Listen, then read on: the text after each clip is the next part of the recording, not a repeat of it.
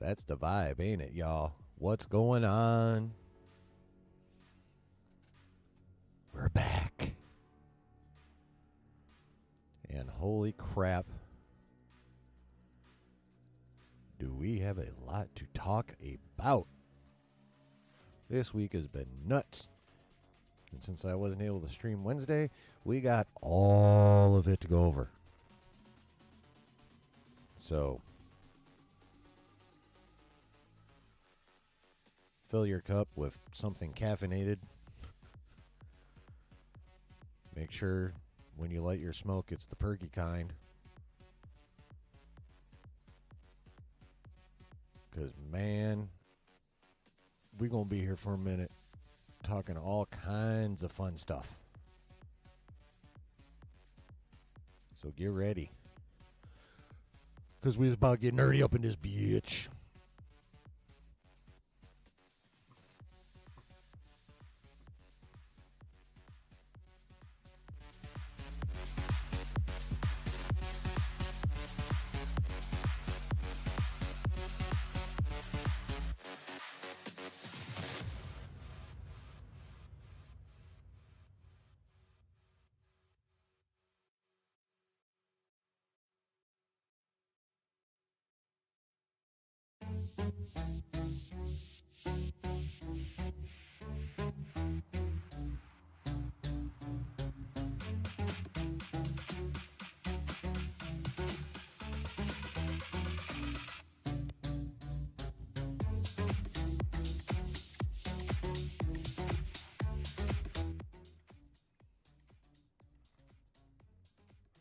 What the? Oh, you motherfucking camera. You gotta be kidding me. Hold on.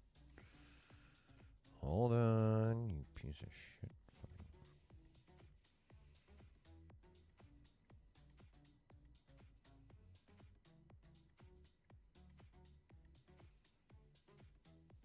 Yeah, actually, we'll just... I'm gonna have to give you a black screen.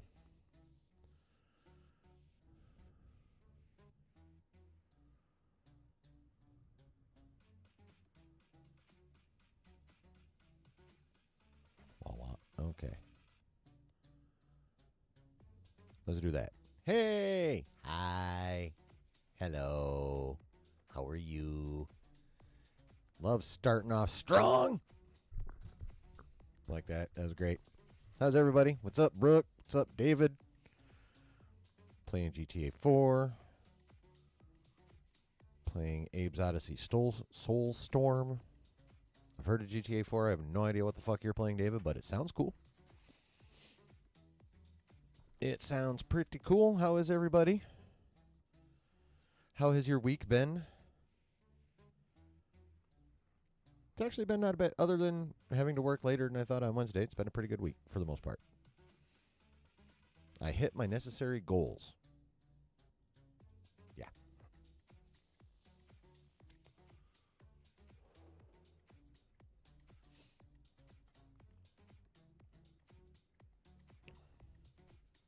Yeah.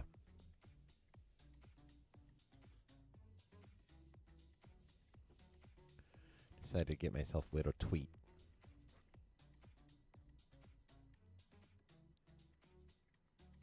Yep.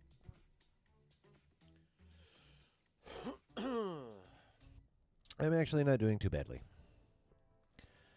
But I'm about to be better, at least temporarily.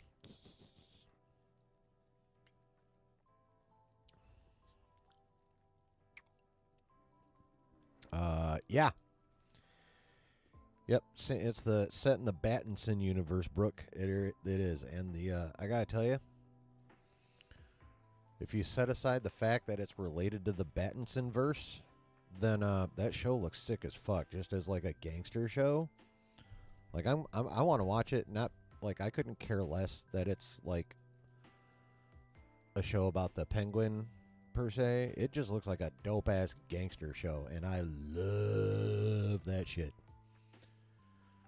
So yeah, I'm actually looking forward to checking that shit out. Yes, sir.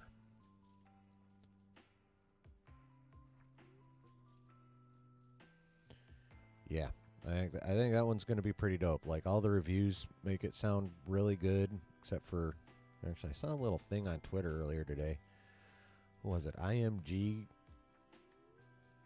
gave it like a bad review or something, and then like they got thoroughly blasted, and then someone, I think, made a fake good review for them that was actually pretty damn hilarious, and that got around. So it was just kind of funny. Did I say IGN? Yeah, IGN. Yeah. But yeah, outside of them, that shows. You know what the fuck is the Rotten Maters for that currently? Let's see. The Penguin RT. Do do do do do do do do. Yep. 93 on the tomato meter. Can't get the popcorn meter till after tomorrow. Yes, definitely, David. Very sad news about James Earl Jones. That's, you know what? Moment of silence.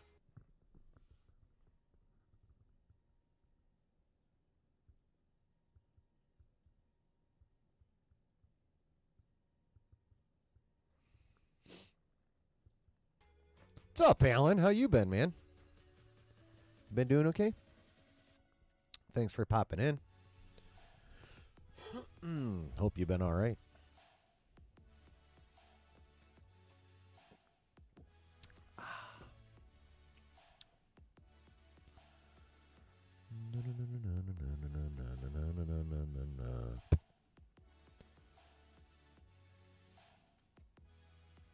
Cool. Cool, cool, cool. Cool. Good so far? Yep. Yes, definitely, Alex. Yeah. And obviously, in our community, it's, you know, first thing that comes to most of our minds in this community is, of course, Darth Vader. For others, their first thought is Mufasa. You know, those are probably his two biggest roles,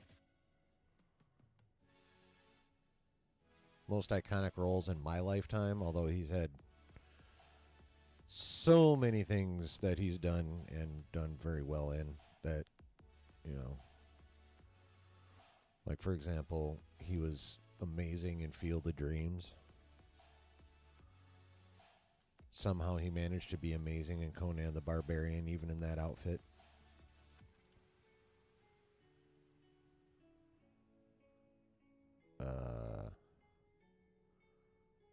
Oh yeah, in all the Jack Ryan films. Or at least the first 3. Hunt for Red October, where Alec Baldwin was the homie, Jack Ryan. And then, of course, when Harrison Ford took over the role for Patriot Games and Clear and Present Danger.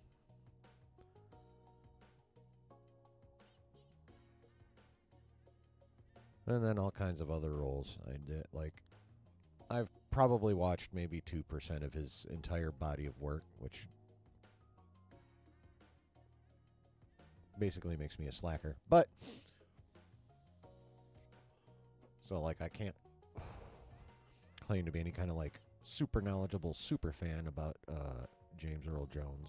But insofar as it relates to my, well, a fair chunk of my early life, like, you know, obviously Darth Vader, and then when I was in my mid to late teens, then he was Mufasa, and I was like, yeah, Vader's a lion. And, you know, of course, I've seen Field of Dreams, and again, all the other movies I mentioned, so I'm like, yep, I love me some James Earl Jones. Like, I know everyone loves Morgan Freeman as a narrator, but, like, seriously, like, everything you love Morgan Freeman narrating, just imagine James Earl Jones is doing it.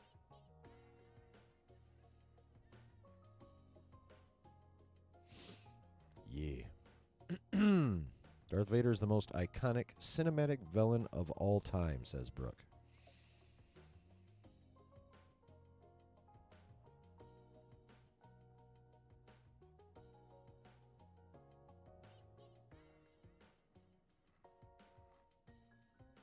Yes. I may be biased, but yes.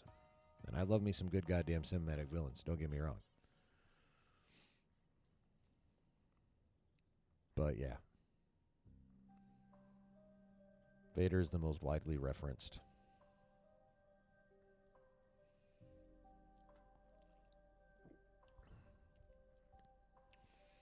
Have I seen Welcome to America?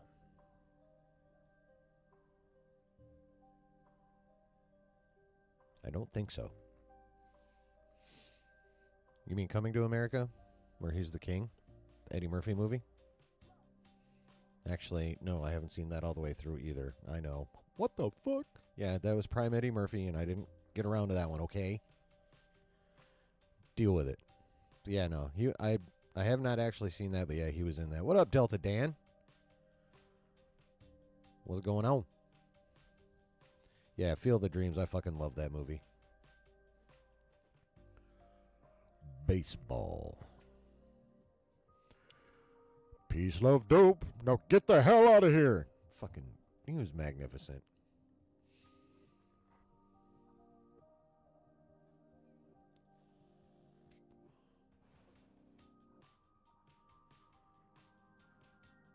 We need to watch Field of Dreams sometime in the semi-nearish future, babe.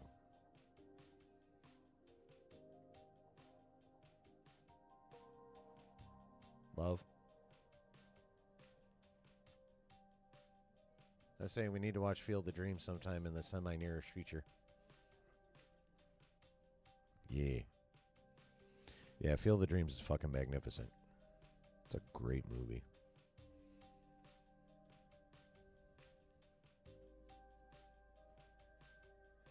Really great movie.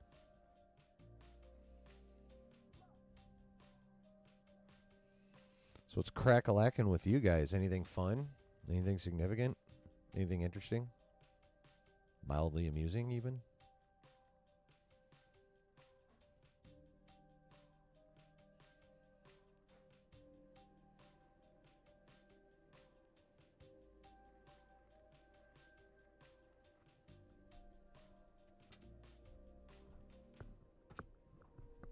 The hell? I swear I don't do this to myself.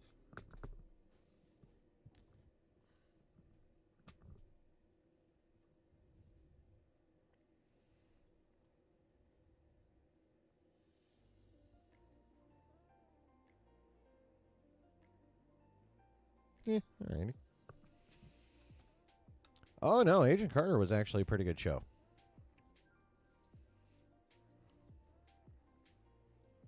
I mean, it doesn't hurt that Haley Atwell is a fine-looking woman, but that actually is a pretty good show.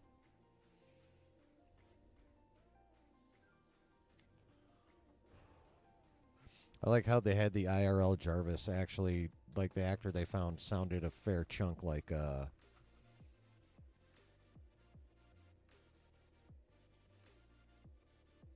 fuck. Who the fuck is it?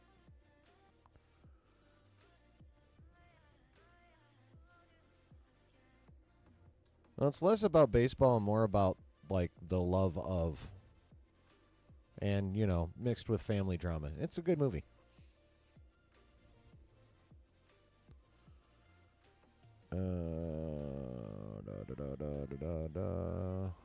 What the fuck is homie's name? Voice of Jarvis and then Vision. Yes, Field of Dreams is goated. Sitting outside Ross with your youngest girl while your wife and 5-year-old daughter shop. Super fun. Well, am I on headphones? Because I've already been swearing. Yeah. No, I'm talking about like the movie Jarvis.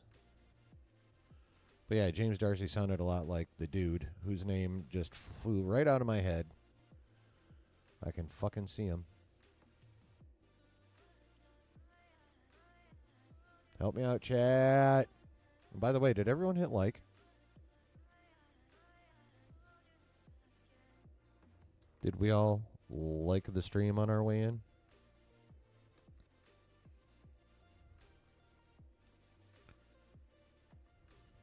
Paul Bettany, yes. Thank you, Brooke. Paul Bettany, yeah. But yeah, Darcy sounded enough like Bettany that it was pretty cool. Oh, you got headphones? All right, go. Good. Just wanted to make sure.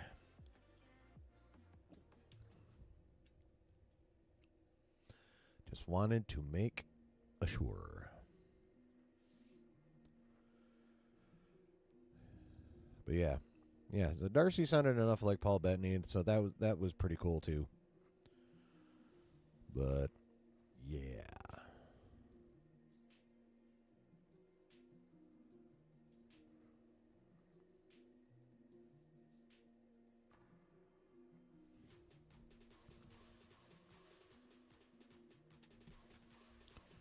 Cool. Cool. All right. So, we will begin this evening with animated Spider-Man, combination of news and dramas. So, let me see if we can get back to the beginning. Much scrolling is to be done. Oh, hey, look, boobs. Well, first little bit of quick news. Josh Brolin evidently turned down the role of Hal Jordan for the Lanterns HBO Max show. And it's also been reported that McConaughey is now out of the running. Which leaves potentially, allegedly, potentially, Ewan McGregor, who much as I love him, no. Chris Pine, whom like a bunch of people want from what I've seen, and also a bunch of people do not want. And Timothy Oliphant's name has been floated about, and I don't think that's been completely eliminated yet. And then, of course, who knows if they're looking at anyone else. Those are just the names that have managed to float to the top of the rumor cesspool, as it were. So, any of those three names hit you and make you go, you know what? That's fucking Hal Jordan. Because I got to tell you, kind of hope they're still looking. But out of those three, if we're stuck with one of those three, I would actually pick Timothy Oliphant. I think he'd make the best one. I think for what they're looking for, Chris Pine is too young, and, well, Chris Pine is... He'd be a great Hal Jordan if they wanted one in his late 30s. You know? But they're obviously looking for, like, an early to mid-50s version. And even if Chris Pine were that old in real life, he has enough of a baby face thing to where he still wouldn't look at Timmy. Oh, you would pick Mr. Oliphant? Yeah. Yeah. A different version of Hal Jordan I could see Chris Pine in. Not the one they're looking for the show. Was that your phone? Oh. Josh Brolin could have been, yeah, for what they were looking for, yeah, he would have been damn near perfect. Quick aside,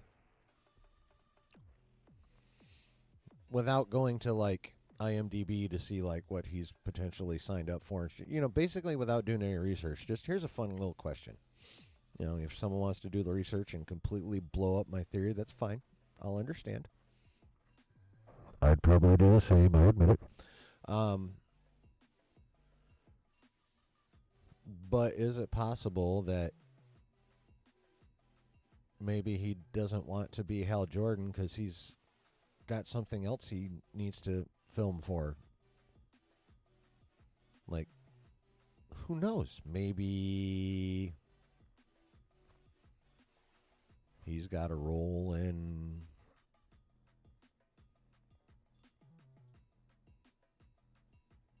I don't know. Doomsday. Maybe not significant. Maybe post credit. Secret Wars. Maybe he'll be donning the digitized purple nutsack chin one more time. But with a big ass crown and a beard.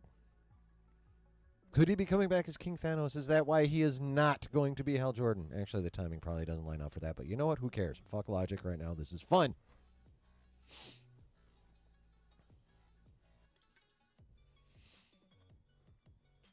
I mean, like I said, I don't know when Lanterns would even start filming, so I don't know if like he could potentially have time for both. I don't know when they're planning on having Lanterns out.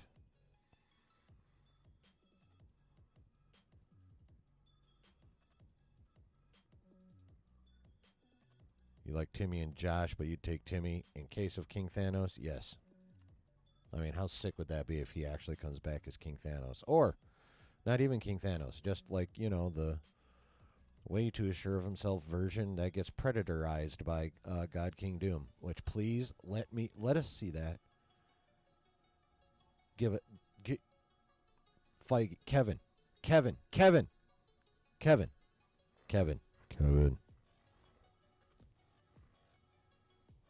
Open up your ear holes and listen to my words. Give us God King Doom ripping Thanos' spine, hips, and skull out of his body and telling him that appears untrue. We need it. We need this, Kevin. We need this. We need to see this live on a gigantic fucking screen.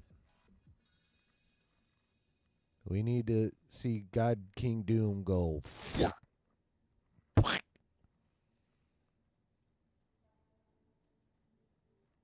We need this. Please do it. I really need to remember I have rotator cuff damage. God damn it, that hurt a bit. Spidey Librarian, what's going on, man? Can't stay getting ready for Fantastic Four watch along. Oh, thanks, man. Oh, wow, the 2015 one?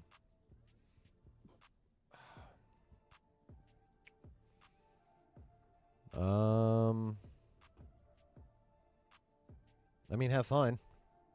Have you seen it before? Oh, yeah, you said you can't stay. Sorry. I'm all about asking questions and being nosy. My bad. But yeah, no, have fun with that.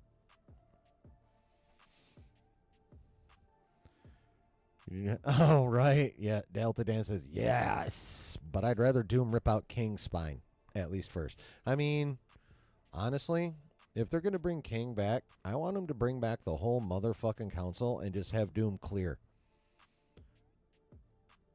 Oh, 2005. Okay. No, dude, that's cool. I'm just saying, like, the most recent one was... Oh, you watched that one last week? It was as bad as you remembered? Yeah, that one's pretty bad. Did you see where we watched the unreleased one on Josh's channel the other day? I think it was Thursday night. Was that Thursday night? Yeah, that was Thursday night. That was definitely a movie from 1990, but it was actually not bad. Thanks, man. You have fun with that. Enjoy your watch along. What's up, Travis? How's it going with you, man? You can see Jerry O'Connell or you and Jerry O'Connell. Are we talking about the same dude that somehow managed to get Mystique away from John Stamos? This Rebecca Romaine That Jerry O'Connell? The fuck does he even do now? Does he still act? Is he still even doing anything? Yeah, I gotta go ahead and respectfully disagree on the Ewan McGregor thing. Ewan McGregor is a very talented actor, and I do not think he should be restricted to the role of Obi-Wan Kenobi, but I definitely do not see him as Hal Jordan either. That's just me. Good with that, but they gotta close the Kane gang out. Yeah, that's what I'm saying. Like the Kane gang showing up and they're, out there wreaking havoc and, in a universe here and universe there. And next thing you know, here comes Rabu Malal, because allegedly that's a rumor. We'll see Doom, but no one in the universe is going to be calling him Doom. They'll be calling him Rabu Malal, the Great Destroyer. That's one of the rumors that's out there. So, yeah, we'll just see Rabu Malal come in. We'll know it's Doom. The people in the movie won't. The characters will not. They'll just know this dude's coming in, and he'll have his fucking armies of black swans with him, and he'll just come in clearing Kangs. Yeah. That's what I want to see. I don't want to see him kill one king. I want to see him clear all of them. And that's all Marvel's fault for writing him like ass.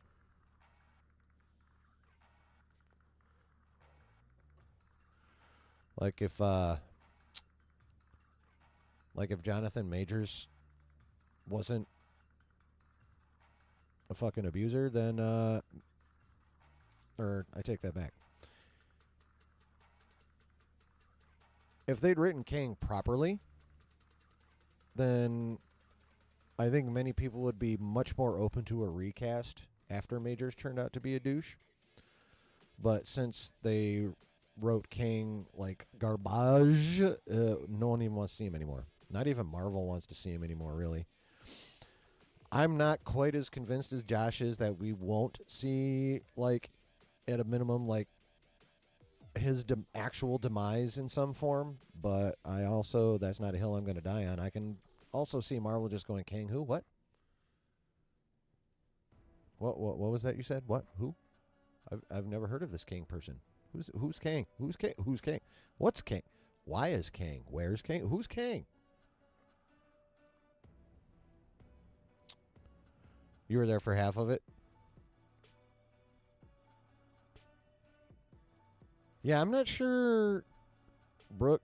Yeah, I don't know how they're going to do it at this point. It's going to be interesting. I mean, will they, bring in Beyonders like they brought in Celestials and just, handle it, just CG up some Beyonders instead of some Celestials or some shit? I mean, it's not like they don't have experience with making, planet-sized characters.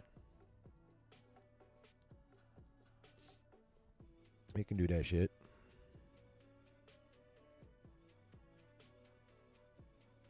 Travis says, the best part of F4 2015 is the opening scene with them as kids. Yeah, that wasn't too bad. And the first 20 minutes with them getting drunk and going to the planet wasn't awful. Yeah, that was kind of funny. Yeah, after that, it's bad. Josh Duhamel and John Hamm, I could also see, also says Travis.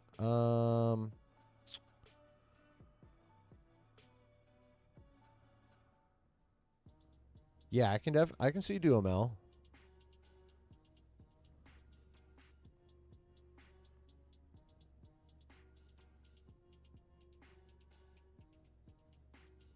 Maybe Ham. I don't know. I've just seen more of Duhamel's work than I have of John Hamm. Like, I didn't watch Mad Men or anything like that, so. Delta Dan Raid Spray would wreck King. I mean, the way they wrote him, yes. Because, as we already know, Raid Spray can kill ants, but evidently King cannot.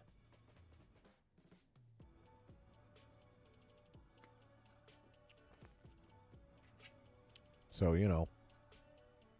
what is that called? The transitive property. If Raid can kill ants, and ants can kill King, transitive property says Raid can kill King. There you have it. You're exactly correct, Delta Dan. Raid Spray would wreck King.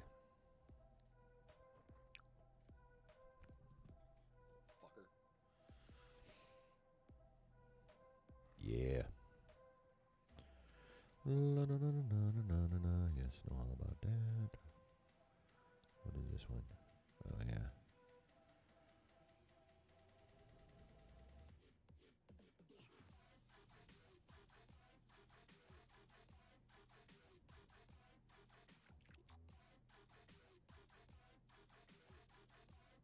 Oh, yeah, here's another little minor detail.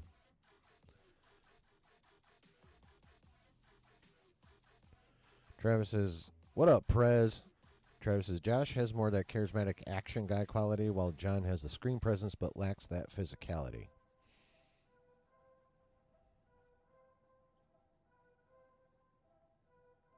Yeah, and honestly, just look-wise in general, and not even just physicality, just in general, Duhamel fits better. What up, Griff? What's good? I got sufficiently smoked before the stream.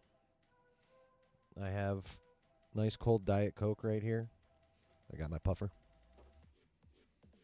And I got a half pint of Fireball because it's been a long week. It's been a decent week. I adulted, and I got done what I needed to get done, right? You're not disappointed? We're good? I got done what I needed to get done. And I'm going to let loose just a little bit. Not a lot. Because I still have shit to do tomorrow. But a little. Squish my own head. Okay. What up, Blue?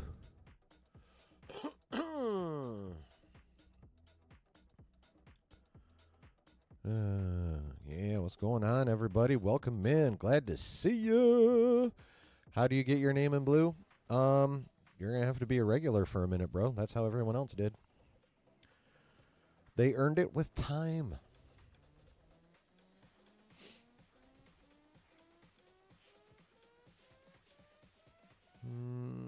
Travis says, imagine they cast Mahershala Ali as Stuart, and that's how we find out he's Blade. Would also lean into the True Detective comparison. Yeah. I mean, if they had gotten McConaughey to do it, that would definitely lean into the True Detective comparison, because wasn't he in the first season? What's up, Rob? Got nephews in town, so you'll be lurking. Cool. Nice. Well, have fun. Love you too, bro. Yeah, that would be pretty funny. But on the other hand, they're looking for someone in their 20s for this. Welcome in, everybody. I love seeing a viewer jump. Now, just stay, please. Just stay. It'll be fun, I promise. I ramble a little, get a little ADD, but it's fun.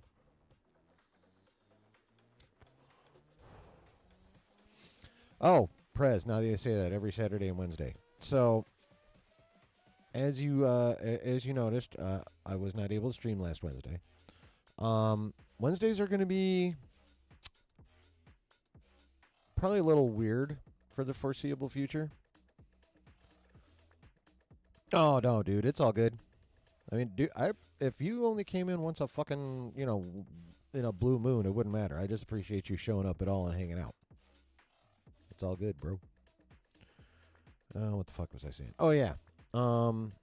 So the like button was manipulated. I like that phrasing, Griff. The like button was manipulated.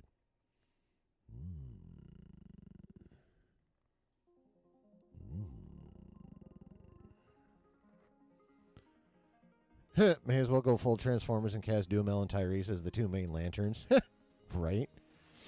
Yeah, I mean, Tyrese isn't even... His baby face ain't so baby anymore. Sucks, because them motherfuckers are starting to look their age. What's happening to the rest of us? More to the point, me.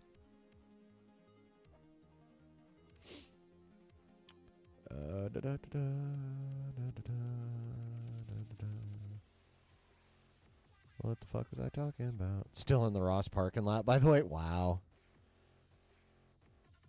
I live in Michigan. What the fuck is Ross? Is that like a department store? Is that a grocery store? What are we talking, like a Walmart or like a Target or like a, fucking Walmart? What is this? Kroger? Like, what is Ross? Why is Ross? All the good questions.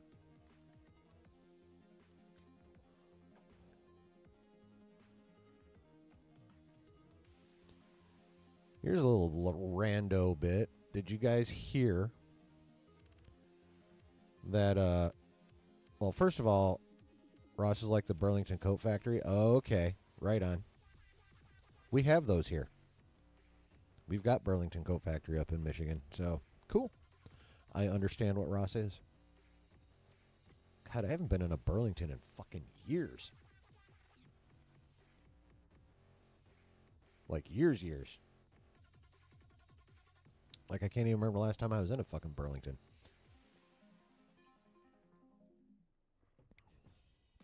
Yeah, discount close. Fuck yeah. Fuck paying retail. If it ain't on sale, it ain't for me.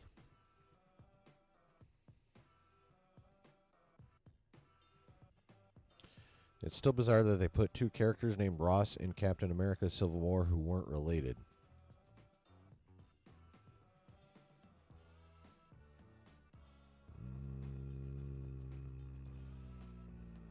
Thunderbolt Ross.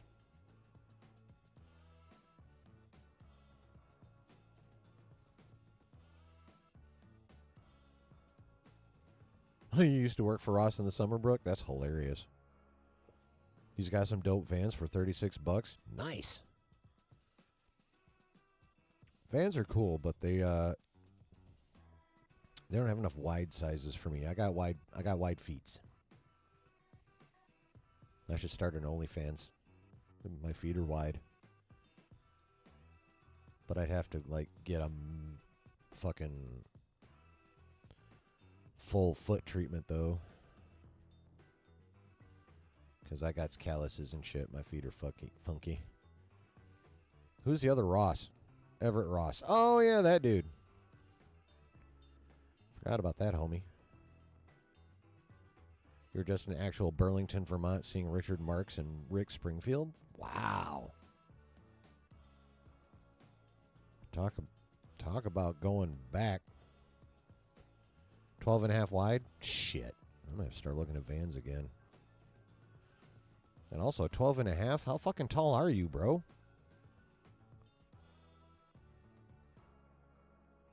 And if you're under 6 foot, congratulations to your wife.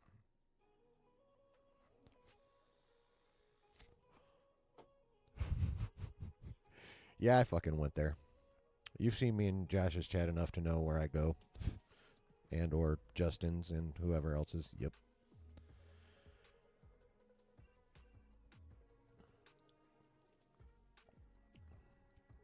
Because I'm not quite 5'10", but I'm rocking 10.5 or 11, depending on the brand.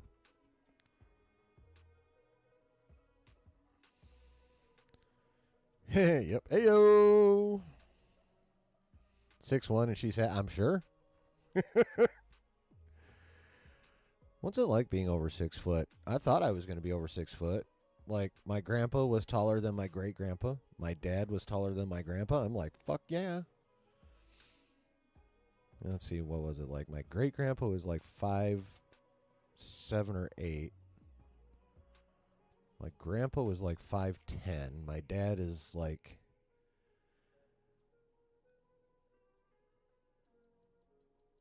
just under 6 foot, like 5'11" or so. So I'm thinking like, fuck yeah, I'm gonna be like, well, you are 6'1", might even hit 6'2" if I'm lucky. Nope. Went backwards. Couldn't even quite crack 5'10". 5'9" and fucking 3/4. God damn it. But I still wear a 10.5 shoe. Or 11. Wide.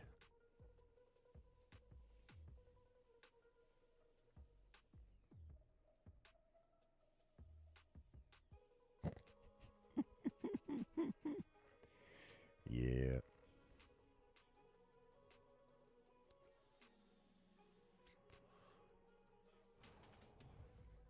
Travis says, turns out black holes are only so big because they're all Galactus' previous girlfriends. Oh, yeah, buddy. Well played, sir. Well played.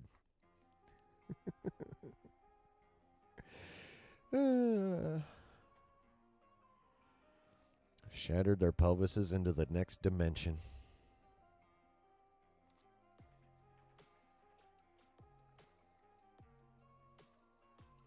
The hell? Was that a supernova out there?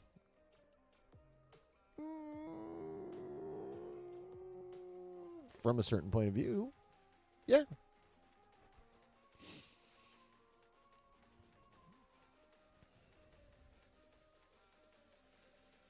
Or from another point of view, the Living Tribunal just got pegged by Galactus. Oh, Jesus, Travis. And you know Galactus took a slap and a crack at Uranus. Yeah, here we go.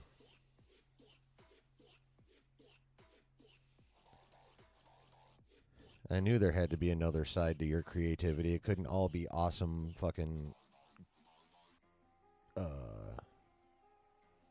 comic book movie theories. There had to be a dark side to your creativity. Delta Dan, you're the tallest person in your family. Closest was 6 foot, but he passed. Now the closest like 5'10". Your pops is 5'8", but your mom was adopted, so we don't know how tall her family was. Oh, okay.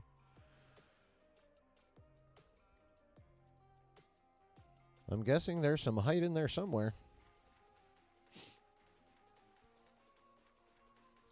You hate to see how Silver Surfer factors into those relationships. Well, I mean, he's a herald, so he precedes Galactus. You know, finds the next place for Galactus to. Is that why Uranus is sideways? Could be.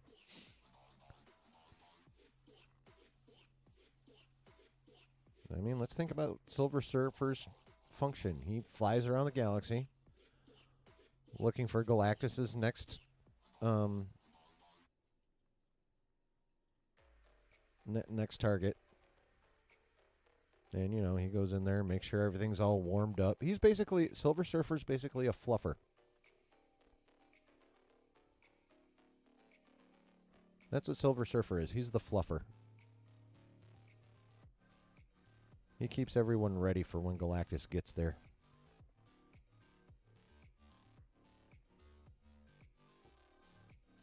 Write that shit down. Silver Surfer is a fluffer.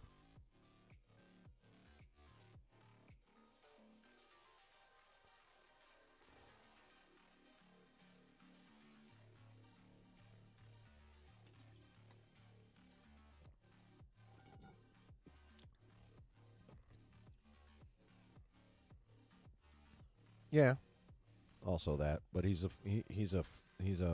pimpin' fluffer.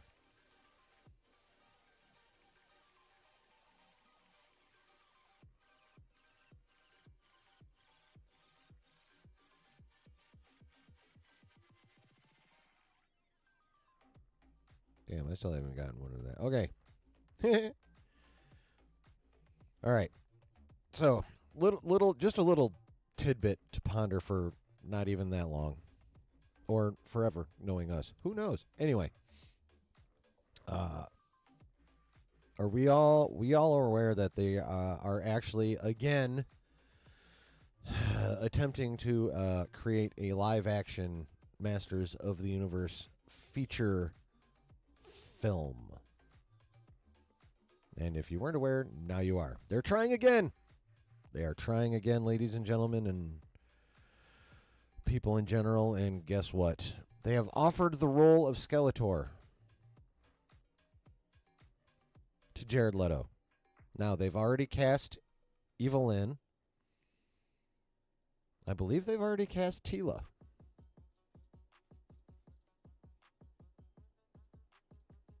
And they've cast He-Man himself. But now they want Jared Leto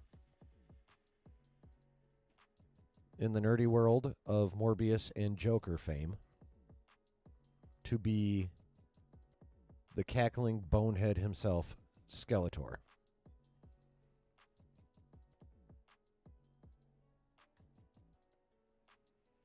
Yes, exactly, Travis. Skeleto. Skeleto. What do you guys think of that? I mean, outside the fact that, like, any kind of nerdy IP he's been in has kind of not been great, or he hasn't been great, excuse me, or both. But he's also an Oscar winner. So it's not like the dude can't act. Maybe his ability at picking roles isn't the best, but motherfucker can act. And he can sing too, son of a bitch. Anyway, I can see it. I can see Jared Leto as Skeletor. But yes, I agree, Brooke. It's also, that's a good way to put it. Interesting, but questionable.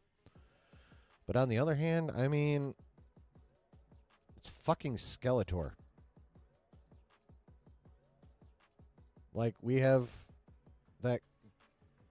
I mean, don't get me wrong. Loved it when I was a kid. But, I mean, you go back and watch it, and Skeletor is cheesy as fuck, bro. Well, I mean, the whole thing is cheesy as fuck.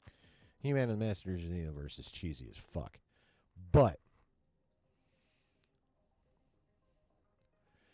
yeah. I mean, all in all, I'd be here for it, though. I think he could.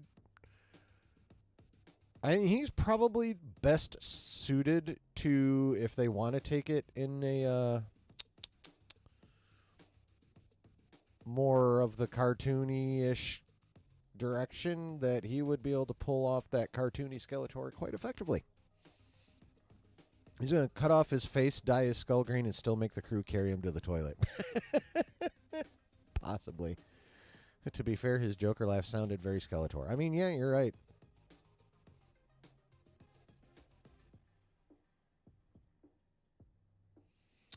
You are correct. And I can kind of see it. But on the other hand, though, like, I don't really think it matters who they get, because I don't know that it's actually possible to do a decent live action He-Man movie. Like, I don't know. I don't know if that can actually ever be done. Who's the director? I think it's Travis Knight, and I think I like him. Let me check something real quick here. As soon as I learn how to type again.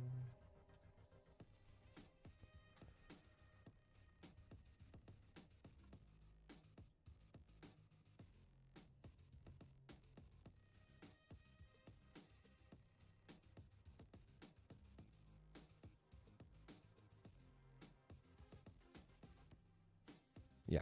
Oh, yeah, he directed Bumblebee, too.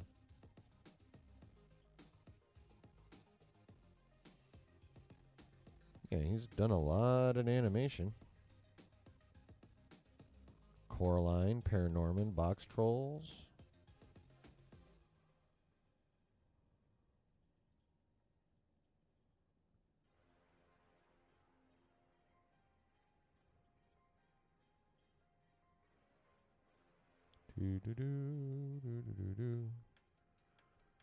Yeah. Yep. Travis Knight. So yeah, he's done a little bit of stuff. Done a little bit of stuff. Clickety clickety click. Clickety clickety click. Cool. Love to see a live action campy He-Man, Alex. Maybe at least a reboot. Yeah. Well, I think this is. I don't think this is going to be related to anything that's come before. Like, it won't have anything to do with the Lundgren movie, and it won't. I don't think it'll have anything to do with the Kevin Smith animated one that's been on Netflix. Yeah, I think this is basically a reboot. Cuckoo. Cuckoo. The more you think about it, this Joker was very much Skeletor. I mean, yeah. The more you bring it up, the more I'm inclined to agree.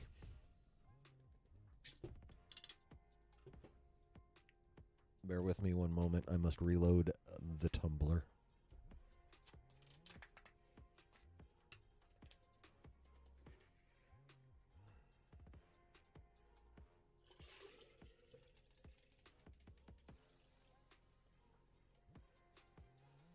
Even the new animated show made the '87 movie made the '87 movie canon. I never got around to watching it either, which is odd because I fucking love Kevin Smith, but I just didn't.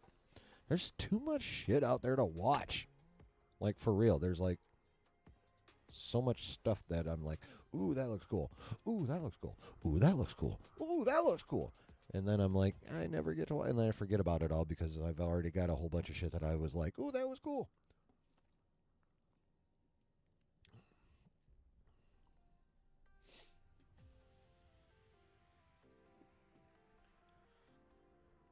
Fine, leave my house, but you got to drive. All right, cool. Drive safely. If I heard of the Thundercats reboot for 2025, I've heard it mentioned. I haven't heard anything firm on it at all.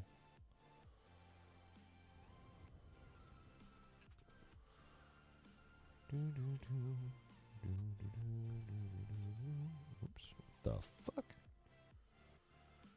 That was weird.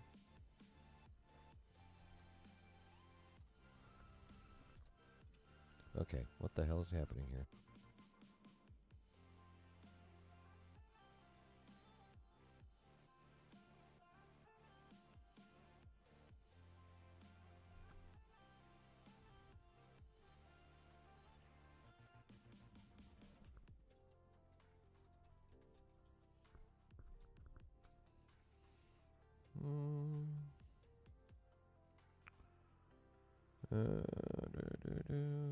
What is this? All right. Oh, shit. That's from April 2021. That's old.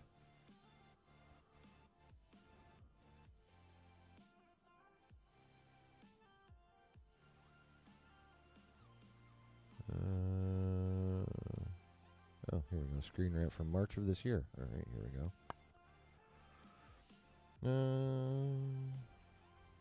According to Screen Rant,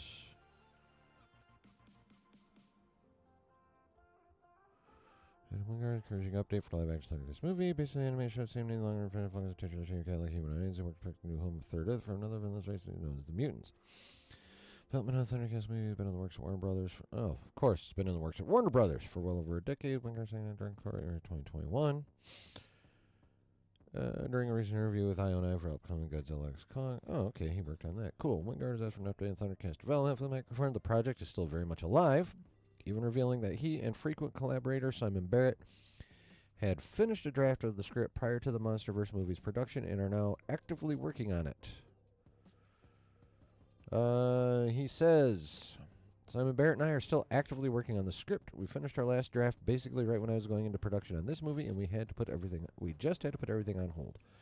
But now, we're actively working on it again. So whether that means that's the next thing I do, I'm not sure. But it's definitely one of the top priorities I have right now in terms of working on a script. Okay. So the script is still in progress for the Thundercats movie.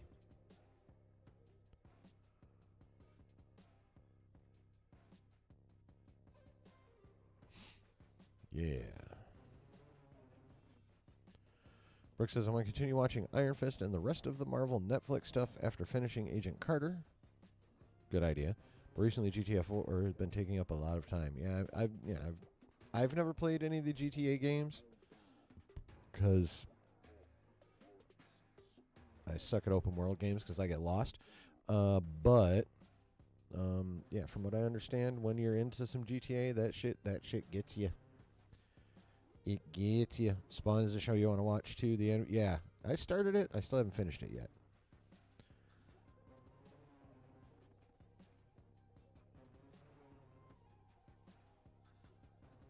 Knockoff Orko, Travis says from the movie, appears as a main character in Masters of the Universe Revolution to help out Orko, I assume the animated Orko, and we see the back of the car that got teleported to Eternia in the movie. Most of Apple TV is solid. Yeah, I've heard that. Yeah, I've heard there's much good stuff on Apple TV, and also that they way overspend and are now joining the cutback party.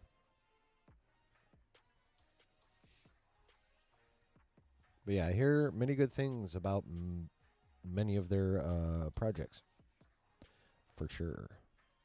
They seem to come up with some pretty cool stuff.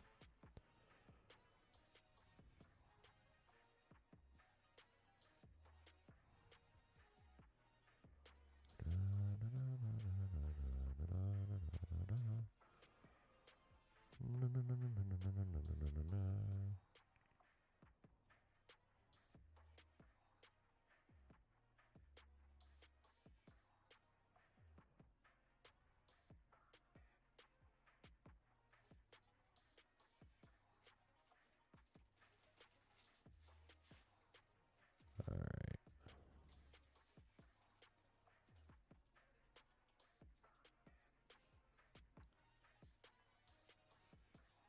Oh, you're such an idiot. Why did I even bookmark that crap?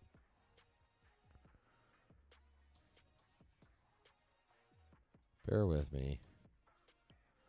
My apologies. Okay, that's that shit.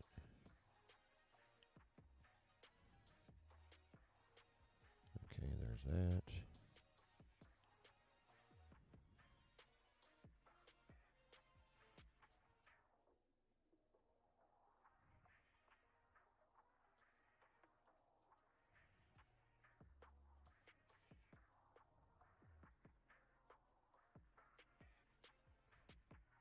Okay. Digging the new... Bad Monkey? Yeah, I've heard good things about that. Not to mention Dark Matter, Sunny, Severance. Yeah, you've had too much time off work. Yeah, that sounds like such a bummer. As long as it's paid. If it's unpaid, then yeah, that blows dog. Fucking Malice. I love my cat. My cat evidently likes salt. So, like if you got like a bag of chips or whatever, you're snacking on like, one of those little personal bags of chips, he'll bring his ass over there and stick his head in your bag and start licking the salt off the inside. Just, isn't that right, Malice? Oh, yeah, foundation as well. Yep, I've heard that too, Brooke. I've heard that too. Yeah. Wow, my retention sucks. Anyway. So.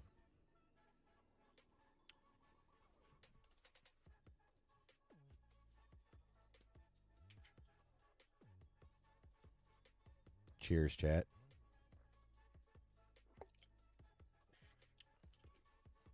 Moving on.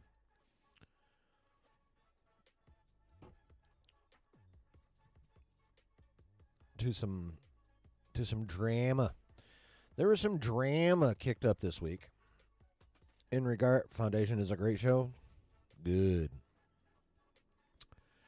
There was some drama kicked up earlier this week.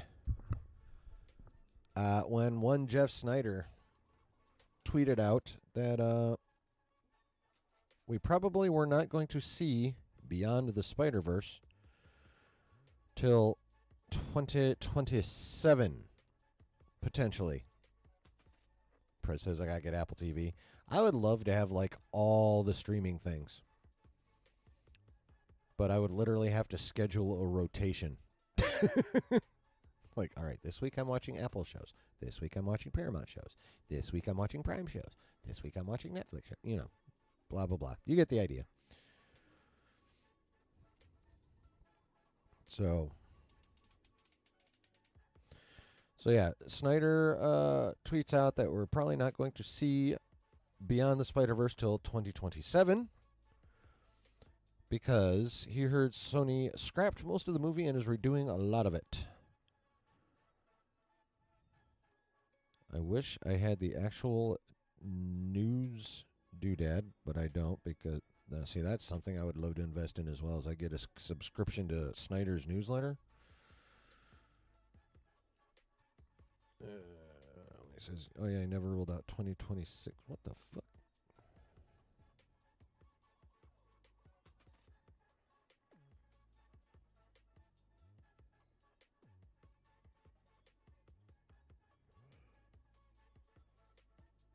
Yeah. He said he never ruled out 2026, but it's unlikely Sony would release Beyond and Spidey 4 in the same calendar year. Now, here's the thing. And that'll come into play. Remember remember he mentioned the fact that Spidey 4 and Beyond the Spider-Verse, they would not, it's paid. Oh, that's good.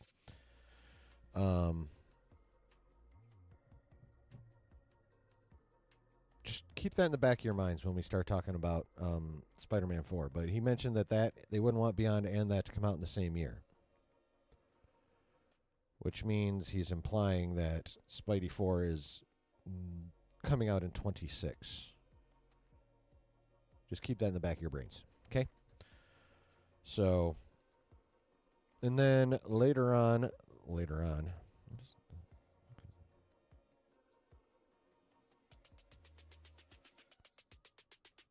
did I get all the way to the top of there? That's weird.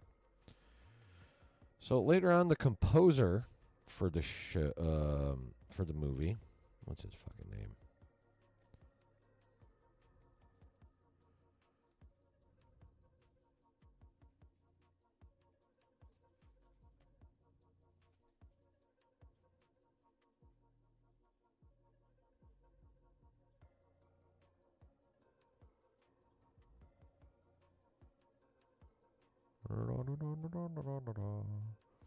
Oh yes, the composer Daniel Pemberton came out and tweeted, "Don't really ever want to weigh in on this sort of stuff, but would you ever believe that there could sometimes be stuff on the internet that might not always be particularly accurate?"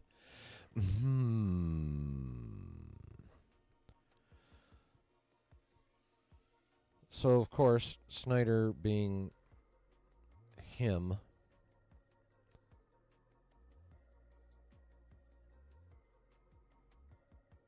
went off and then found a headline that twisted what he said. Said headline being Sony scraps Beyond the Spider-Verse for creative reasons, quote unquote. And, of course, Snyder reiterates that he didn't say Sony scrapped the movie. He said they scrapped a chunk of stuff that sent things back, i.e. the script. Show more when I say show more. Storyboards, visual, development art, etc., etc.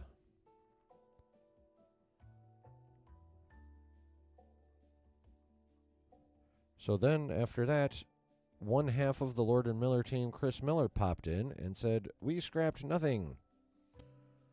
Where's the exact quote?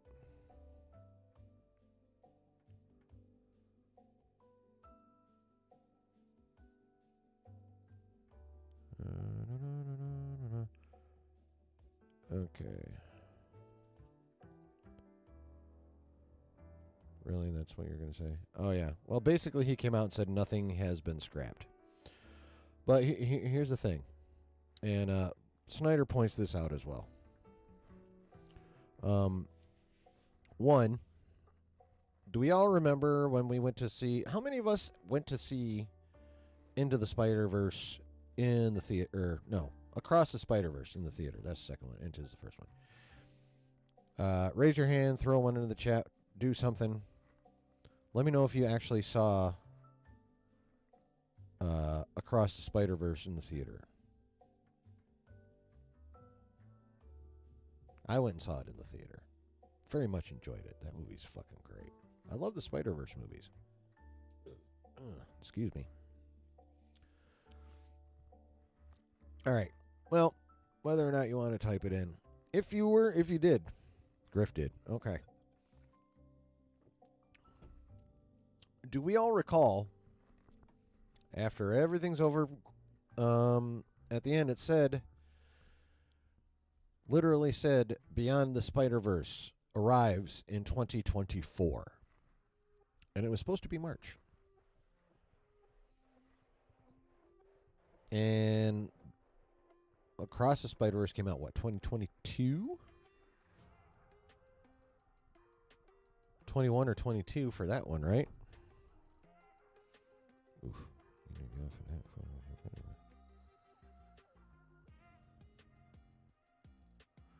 So, and yes, there were strikes in 23. There were writer strikes. That did mess some stuff up.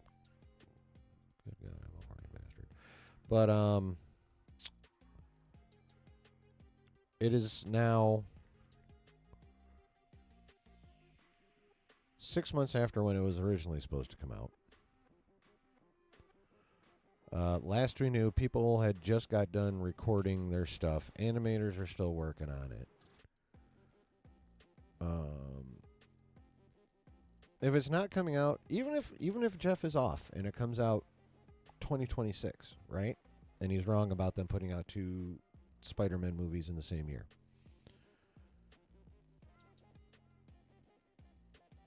How is it still taking that long if there were not things gotten rid of due to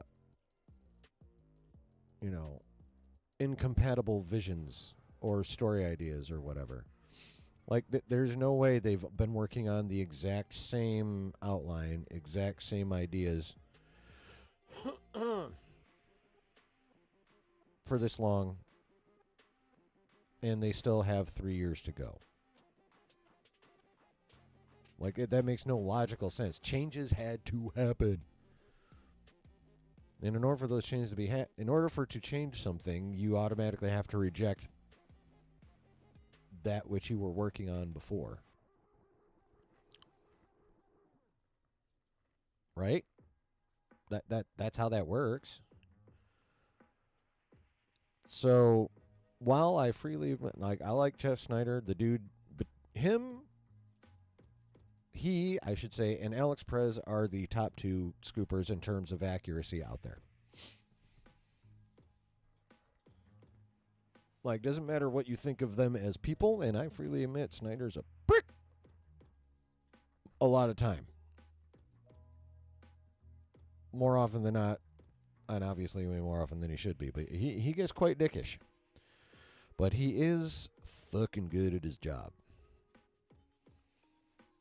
And no one ever said the movie was, like, the only thing they pushed back on when it came to what Snyder was saying was whether stuff had been scrapped or not. They didn't say anything about it coming out any sooner than what he said. That was not brought up by them. Let us not ignore this fact either.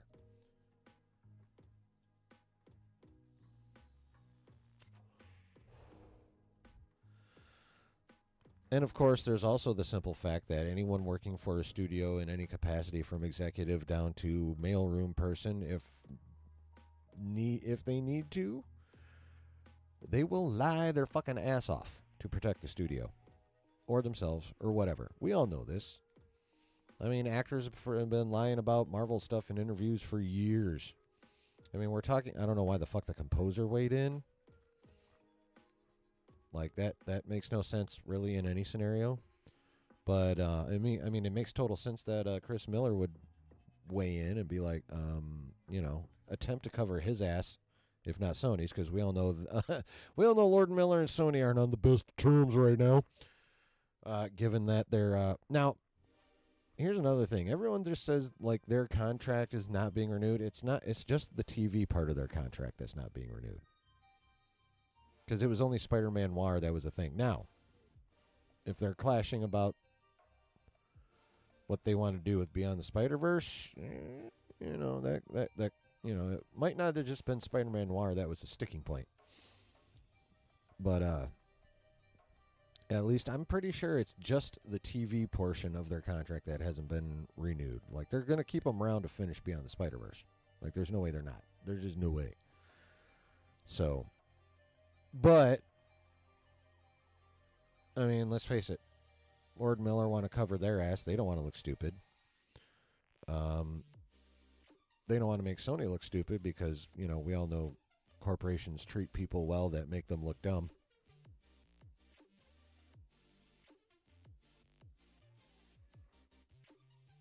Yeah? Hi.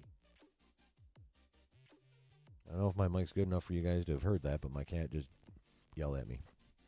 Hi, buddy. What's happening?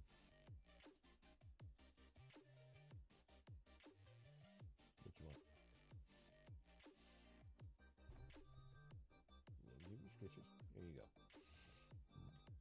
So, I'm sorry. You can. The composer can come out and say what he wants. Chris Miller can come out and say what he. What? You want up here?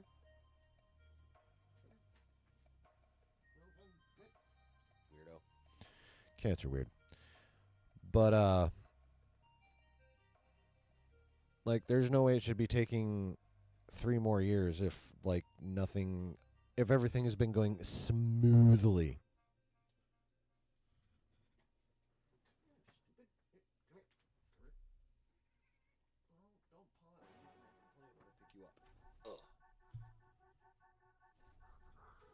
There.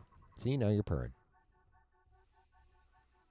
So, I mean, and now Jeff did come out the other day and apologize for most of his dickishness. But, I mean, let's face it. In terms of who I believe personally, I believe Jeff.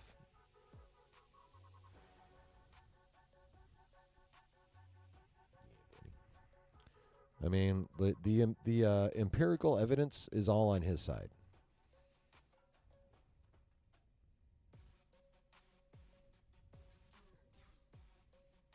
So, yeah, that was. I don't know if any of you followed all that on the Twitter, but yeah, Jeff was getting highly snarky, and of course he did come out and apologize for it, which was, actually repeatedly on Twitter, live on the hot mic.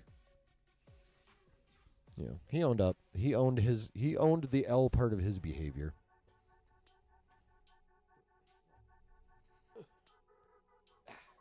There.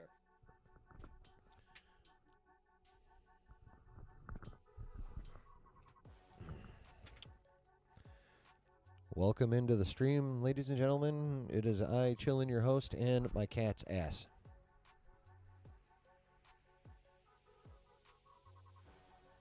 And now here's video confirmation that my cat's ass is nicer to look at than my own face. What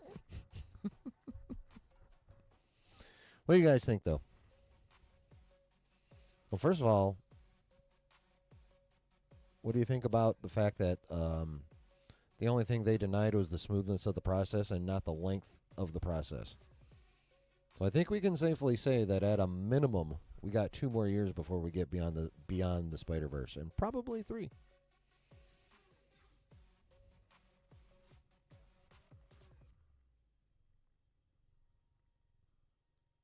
Personally, I find that annoying. Because, like I said, I was in the theater and they said it was coming out this year. And now it's going to be 3 more fucking years, probably. Not guaranteed. But probably. You want down now? There you go.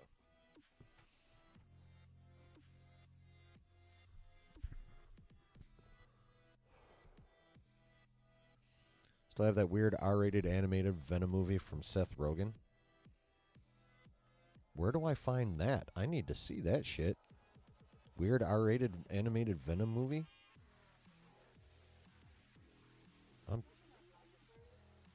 No.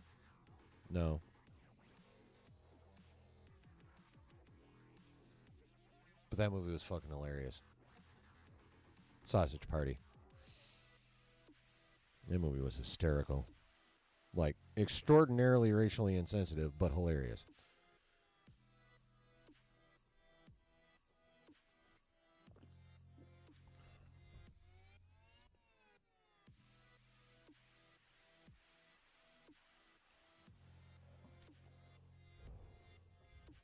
It was announced a few months back, then kind of forgotten about. But it's like out there, it's real. I must Google. Seth Rogen. Venom.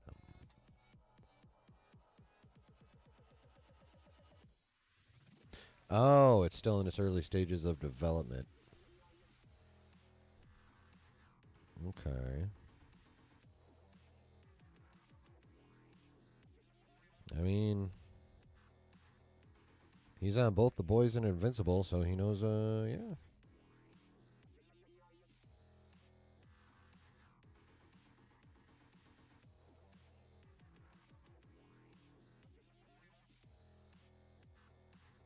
That's crazy. Doo-doo. But yeah, that'd be sweet.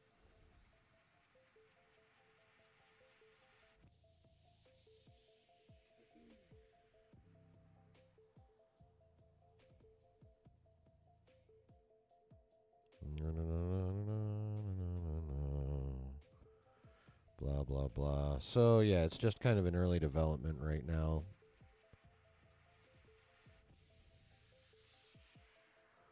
Just kind of in early development right now. Yeah, so it's still in development. But yeah, I hope that comes to fruition because I would love to see that shit. Give me that all day. And I want my live action Spawn too. I mean, don't get me wrong. I love the 90s Spawn. L'chaim. That movie's, for what it is, it's fucking awesome. I mean, as, you know, if you want to critique it as an actual cinematic feature, then, yeah, it's not that great a movie. But, you know, just as a fucking dope-ass comic book movie, it's a dope-ass comic book movie. Hey, Justin, what's going on, my guy? It's expected from Sony. Hashtag F Sony. I mean, yeah.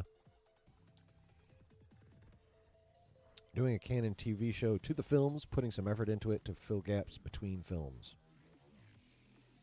Oh, yeah, with Knuckles and Tales of the Teenage Mutant Ninja Turtles, Paramount, yeah. Shit, that reminds me, I still got to watch that Mutant Mayhem. I never got around to watching that either. Son of a bitch! Son of a bitch! Too much stuff.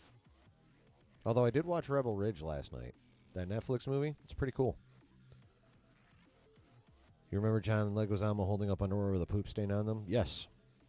Well, that was his underwear that he just yanked out of his pants.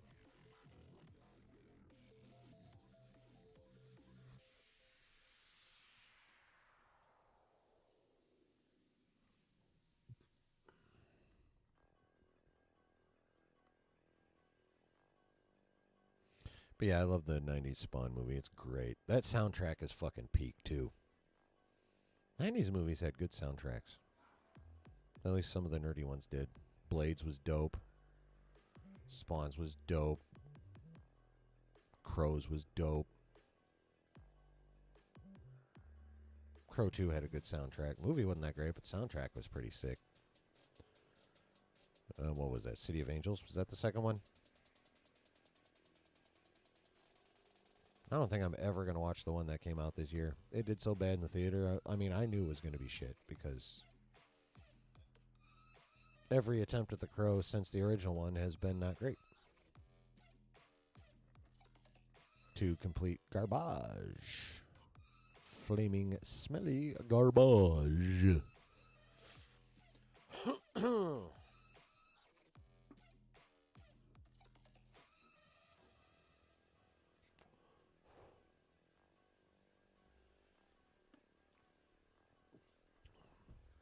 I mean, supposedly McFarlane's Todd, not Seth. He's still pushing ahead with trying to get his version of a live-action Spawn film going. As far as I know, that is also still in early development hell. But every once in a while, a story pops up, and he's still trying to get it done. I don't know why, like, people are not, like, chomping at, well... Okay, from a strictly business standpoint, I don't understand why people aren't chomping at the bit trying to get that done. Learning what I've learned about his personality through the Image comic deep dives, I can understand it a little bit. He's he's another one. He's kind of Jeff Snyderish. He's really good at what he does, but he's also a prick.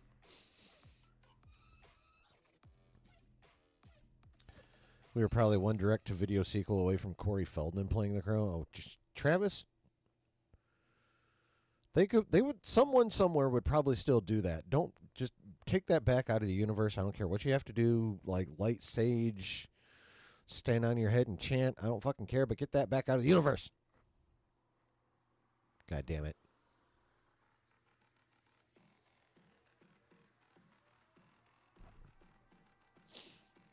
The hell are you thinking, man?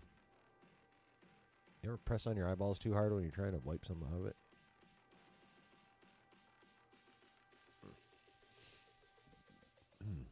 Excuse me. Wild. Okay.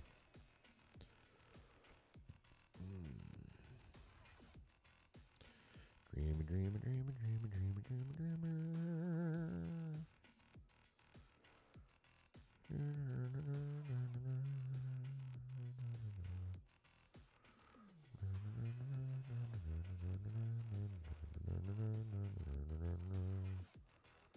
Okay.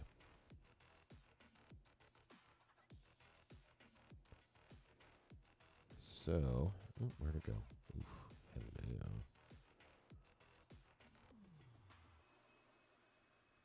Hold on, I got get past all my bookmark pictures of Sydney.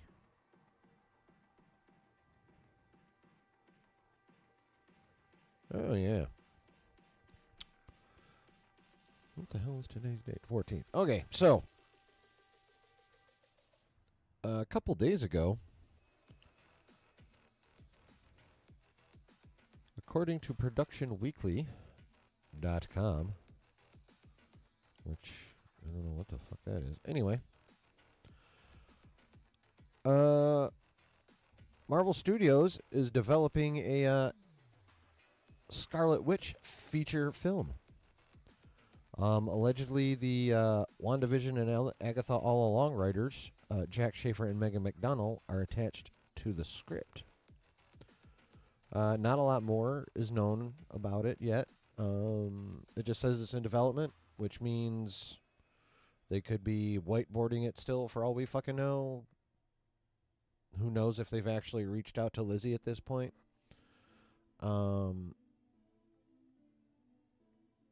Who knows what she would say. She has publicly said if the story's right, she would love to come back and play Wanda. But she also has publicly said she was not pleased with the direction they took with Wanda in Multiverse of Madness. That is a widely held sentiment out there.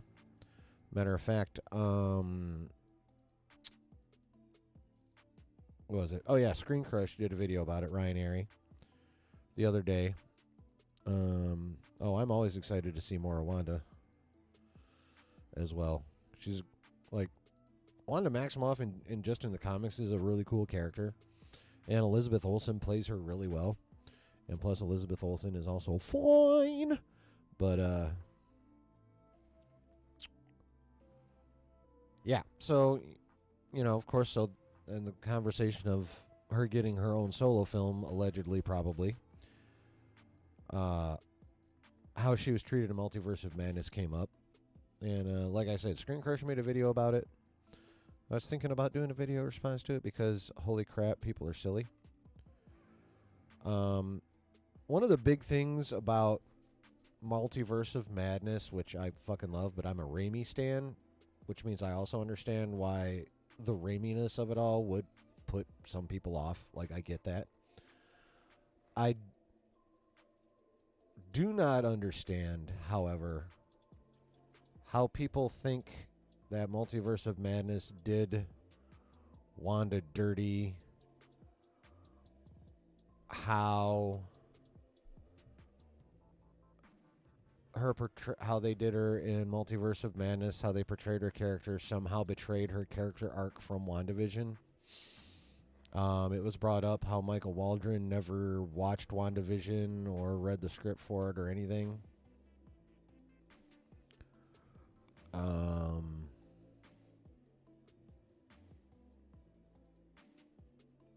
Here's my thing. Let me see if I can find it. Actually, I know one way I can find it. There's a certain... The fuck did it go? Oh, there it is. Really? You're popping up over here? I need you over here.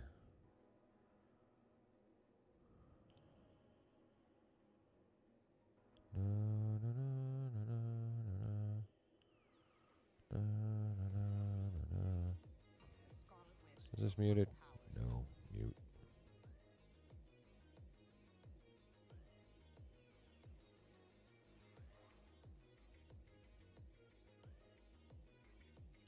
Okay.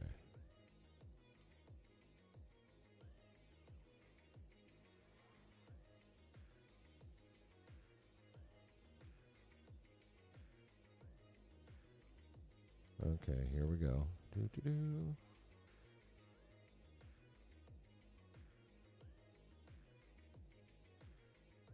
All right. Here's the very last scene.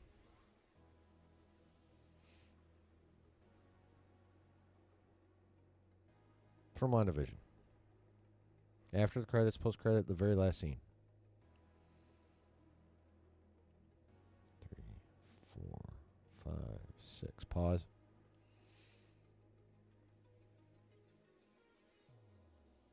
You can only have so many seconds of continuous thing. I found this out. Like 7 seconds or some shit. 1, 2, 3, 4, 5, 6. All right, we're going to pause again.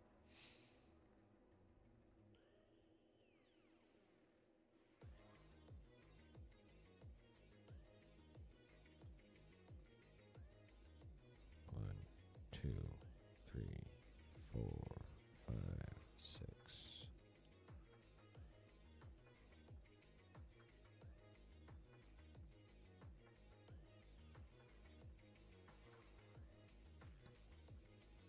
2, 3, 4, 5, 6.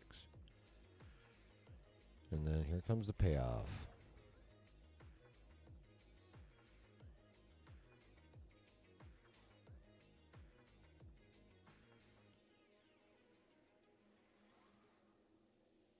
What do we have here?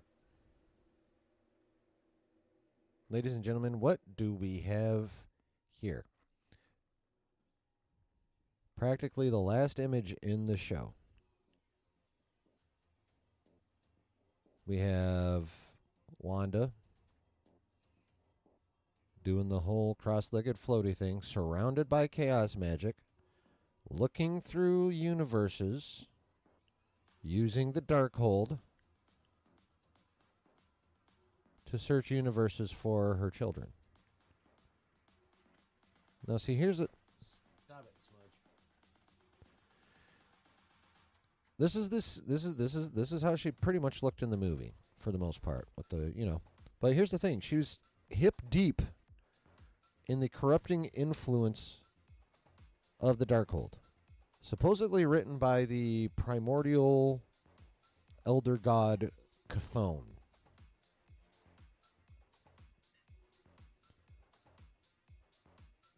Which, side note, and also pertinent, her battling with Chthon could potentially be one of the main plot points in the movie, the solo film. But this is in terms of how she was treated in Multiverse of Madness. This is how we left her at the very end of WandaVision. Which is how we found her when Stephen Strange went to visit her in Multiverse of Madness. Just like this. On the same fucking farm. People are like, she learned her lesson. It may have looked like she learned her lesson at the end of that finale, but guess what? By the very end of the show, this is where she was. She wasn't feeling guilt. She wasn't feeling remorse. She had her front-facing fake Wanda out there drinking tea, while her obsessed ass is back here getting fucking hip deep in the Darkhold and its level of corruption, looking for a real version of her kids. Which is, wait a minute, exactly what she was doing in Multiverse of Madness.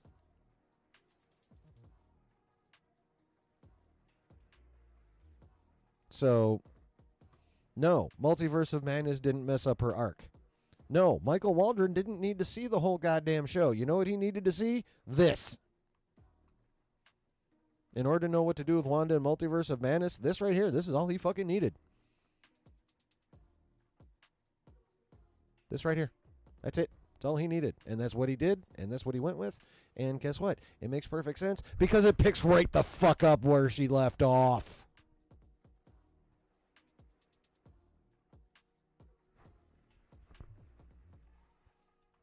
This is why you got the Wanda you got in Multiverse of Madness. Because this is how she was left off at the end of WandaVision.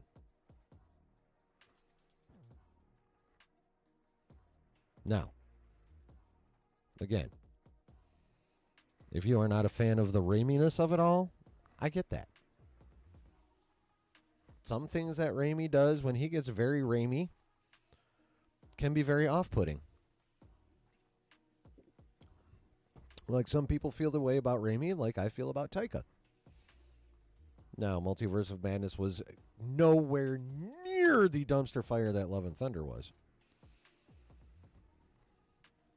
But, just in terms of directorial taste, I understand those that are not the biggest fans of Raimi.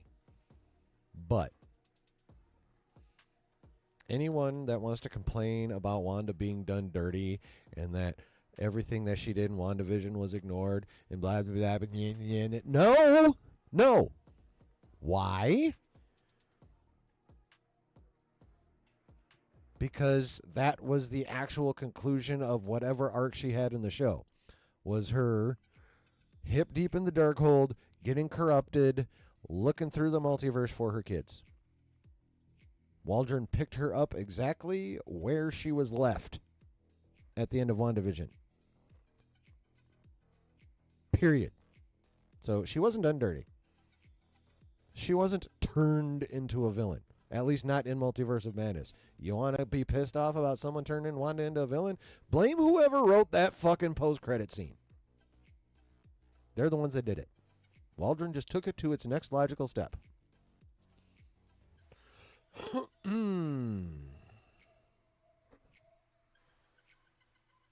So.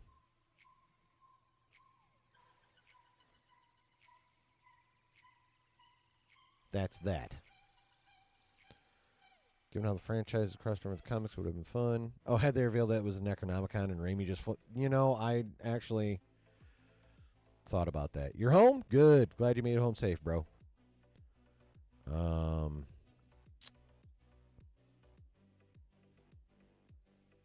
Yeah, that actually... The Darkhold and the Necronomicon are somewhat similar.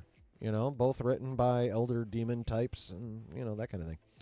I don't know if the Darkhold is also bound in skin with its parchment pages inked in blood, but, in terms of being books of evil written by primordial sources of evil, then yeah, they're definitely related.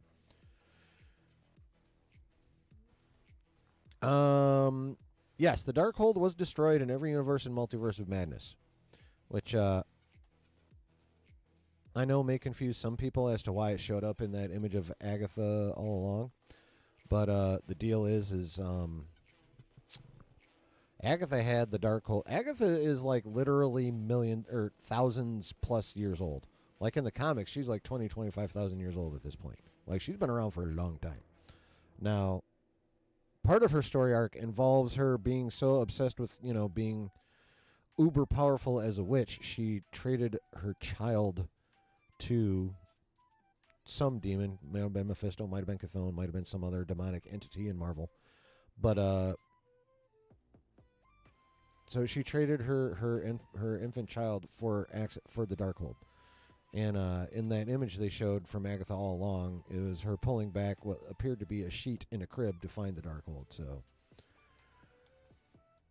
that should clear that up, at least anyway. That was not a fuck up by them. They're actually adapting something from the comics. Wanda as a villain is terrifying. And who was I listening to? It was either Rob or Josh who was talking about it. And in terms of her actual power, she was not lying when she said she was being reasonable, even with all the mayhem and death and destruction she caused. What she could have done as a full-blown Scarlet Witch reality warper was insane. What she actually could do, she was actually unleashing her full power, which she wasn't. She was her being reasonable, wiping out Camertage like that. Oh, wife's going night-night. Excuse me.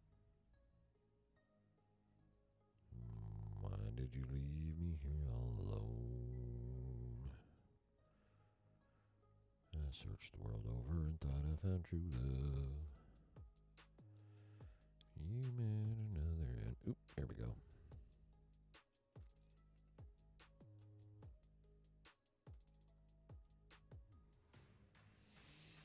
Okay.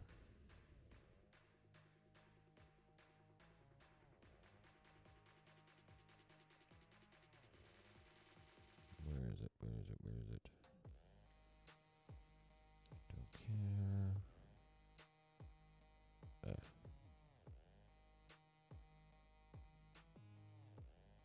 Okay. We got all kinds of Spider-Man 4 news this week, folks. Lots of it. We got director announced. We had themes rumored, and then rumors changed, and then all kinds of shit went crazy, and we got a lot to talk about. But first, I'm going to go pee. So I'll be back in just a little bit. Please don't leave. I know a few of you just got here. I hate to do it, but I kind of must, because we're going to be talking about this shit for a minute. So just brace yourselves. Lots of Spider-Man talk to come. And hit the like button and the subscribe and the bell if you haven't yet already. It'll give you something to do when I get back. Till I get back. Ha ha ha ha.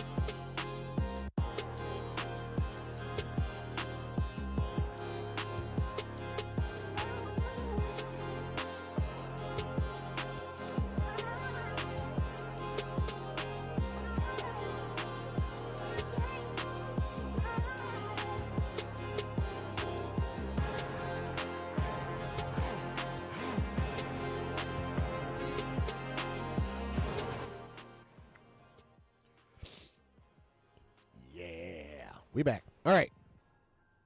All right. So, God damn it. Sorry, I took a dab. I'm still not recovered. Fuck.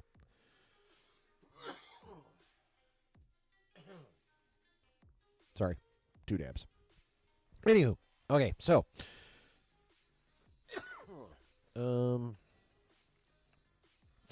as we all know, last week, Alex Perez of the Cosmic Cosmic Circus, he does a monthly Q&A on his Discord, right? And then they put it out on the Cosmic Circus website. Well, last week we went over part 1, and then early this week he dropped part 2. Now, we are skipping directly to the Spider-Man section. Now, again, I'm not sure exactly when the Discord Q&A itself happened, but this second part was not dropped till the beginning of this week, like Monday or Tuesday. And so we are going to go over the Spider-Man section because this will tell us where we were on, like, again, Monday or Tuesday, but things have changed. But let us start, God damn it, at the beginning. Footlong Slinky. That motherfucker wishes. When will we see Tom Holland's Spider-Man next? Alex says soon in the Avengers films and Spider-Man 4. Footlong Slinky, do you know who's planned to be the main villain of Tom Holland's Spider-Man 4? Alex says, not yet. Spidey says, hi, Alex. I hope you're doing well. What is the likelihood that Spider-Man 4 is still street level? Goddamn. Alex says, hi. I want to take the opportunity to address this question by stating that most fans often tend to think in extremes when it comes to how a story plays out in the MCU, saying it'll be in one category or in another when it can be in multiple categories. A movie can have multiversal elements and still be a street-level story.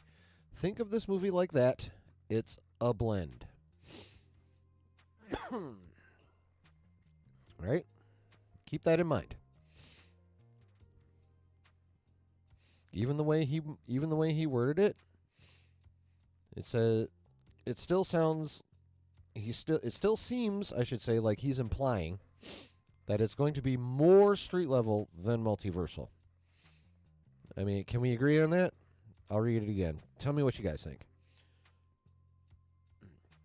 I want to take the opportunity to address this question by stating that most fans often tend to think in extremes when it comes to how a story plays out in the MCU, saying it'll be in one category or in another when it can be in multiple categories. I mean, that is true. I mean, fan is short for the word fanatic, and fanatics are extreme by nature. I mean, that's just the way it is. A movie can have multiversal elements and still be a street-level story. Think of this movie like that. It's a blend. Is this. A movie can have multiversal elements and still be a street-level story. To me, he is implying that it's going to be mostly street level here, but with multiversal elements. Because he emphasized still be a street level story.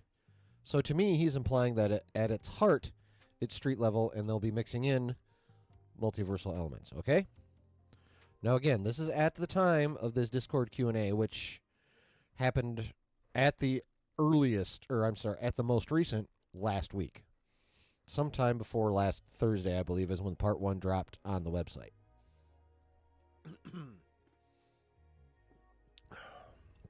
And then like Monday or Tuesday when this part dropped. So technically these conversations are a week and a half old probably, okay? So keep that in mind.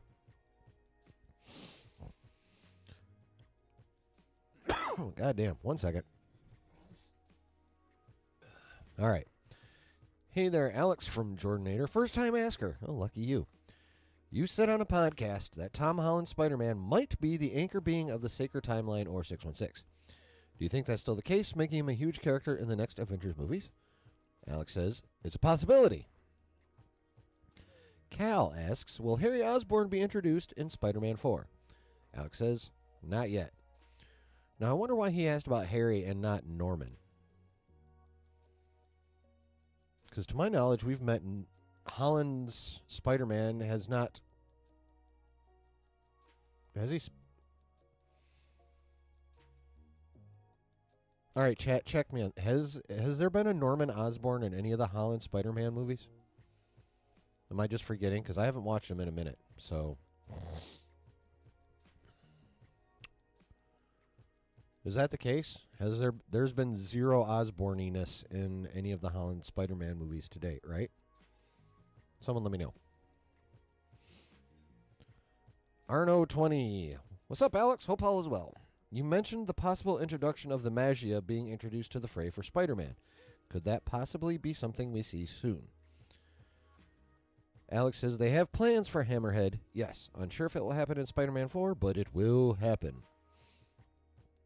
Arno20 also asks, is the memory spell at the end of No Way Home something that's still further explored and demonstrated? E.g., certain people, Avengers, not remembering him, especially given the possible time that may be skipped since No Way Home. Alex says, yeah, the spell will be explored more and eventually broken. Freight XS, I guess, says, as you said, Spider-Man 4 will be a multiversal movie and will possibly bring the three Spideys, Holland, Maguire, Garfield, together again. So, my question is if we'll get another Spider-Mans besides these three, especially Miles Morales. Alex says, whoa, whoa, whoa, settle down. I didn't say any of that. I said there was a story shift. Okay. Joe Marvel says, it's still the plan to give Holland's Peter the black suit in the Avengers movies. Doomsday or Secret Wars, I don't know. Alex says it was. Now, as I said before, there's been a shift. The fuck? Walter White, when will Spider-Man come into contact with the symbiote in his fourth film? Here we go. Alex says it's becoming an increasingly high possibility. Ratchet 1490. Hello, I'm excited to be a part of this Q&A. Excuse me. My first question is, are there plans for future Spider-Verse films after Beyond and the tentative Spider-Woman film that you're aware of?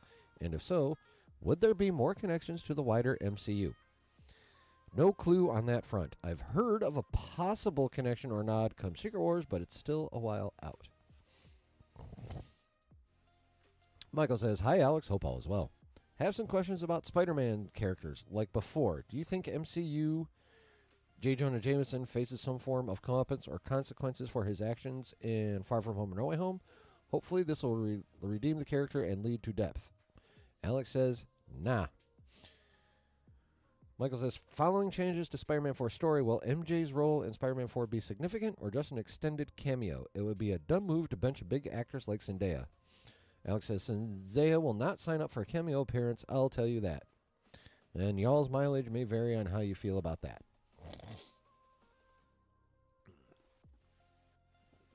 I know some people like her, some people do not. Willem Dafoe says he doesn't exist in this world. Well, yeah, I'm talking about, doesn't necessarily have to be Dafoe. I'm just talking about A. Norman Osborn, Oscorp in general in the 616. Anything. I don't recall any of that being mentioned outside of Willem Dafoe popping up in No Way Home.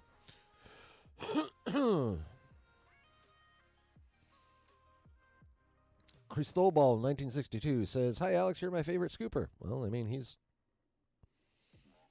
based on his accuracy, he probably should be. I have two questions. Will Spider-Man be one of the main characters in Doomsday? Alex says, at the moment, yes.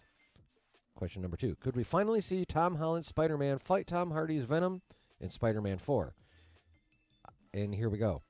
I have no comment at this time about this, as it is something I'm currently investigating with sources and want to be sure about what I'm hearing before I comment. We'll be coming back to that. MASP. Hi, Alex. Hope you're doing good. Will Spider-Man 4 have mix of the multiverse and street elements? Yes. Rehu. Hey, Alex. Since we know Spider-Man 4 will be about the multiverse, will the Sony Sinister Sticks, Jesus Christ, Sinister Six appear too? Alex is doubtful because we already had a version of that in No Way Home. Nerd a la Quadrato says, since we know that Spider-Man 4 will likely be set in Battle World, is there a chance of seeing SSU villains in the movie? Alex says, we'll see. Okay, so he's currently investigating a fight between the fight between the Toms, Tommy Spidey and Tommy Venom. No comment about that. Something he's currently investigating and wants to be sure. Where was the other pertinent one? J. Jonah Jameson bullshit.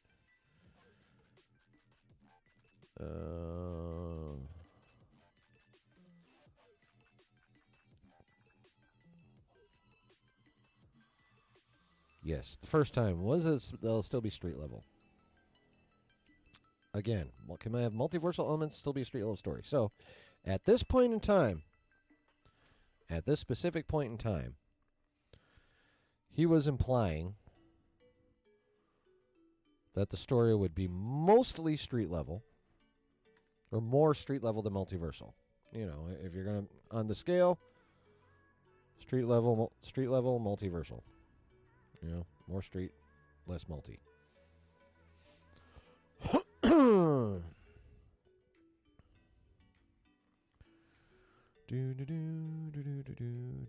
Brooke says the stuff about Null and Doom excites me the most when it comes to Spider-Man 4. Yeah, I don't know about Doom so much, but Null, yes. I don't think we're going to see Doom in Spider-Man 4. Travis says, since the Necrosaur Gore has is supposed to be the same one used by Null, created by Null, and subsequently used to chop the head off of a Celestial, thus creating Nowhere. Imagine if the piece of the symbiote No Way Home finds the shattered pieces reassembling it. Oh my goodness, that would be crazy. Travis also says, if we're seeing a full crossover, I can see Null being made into a Celestial, his symbiotes being the equivalent of the expansion Ego was doing. No. Celestials are beings of light, and Null is a being of the primordial darkness. He hates the Celestials for creating bright things. It's his quest to destroy all the Celestials and turn everything dark. Because he's of the primordial darkness between a couple of the cosmoses, 3 and 4, 4 and 5. Because they're on the 8th iteration of the cosmos after the 2015 Secret Wars. Null's been around for a few universes. But yeah. So, when was the 10th? Yeah, Tuesday. So that part 2 of that Q&A came out Tuesday. And then we got the news.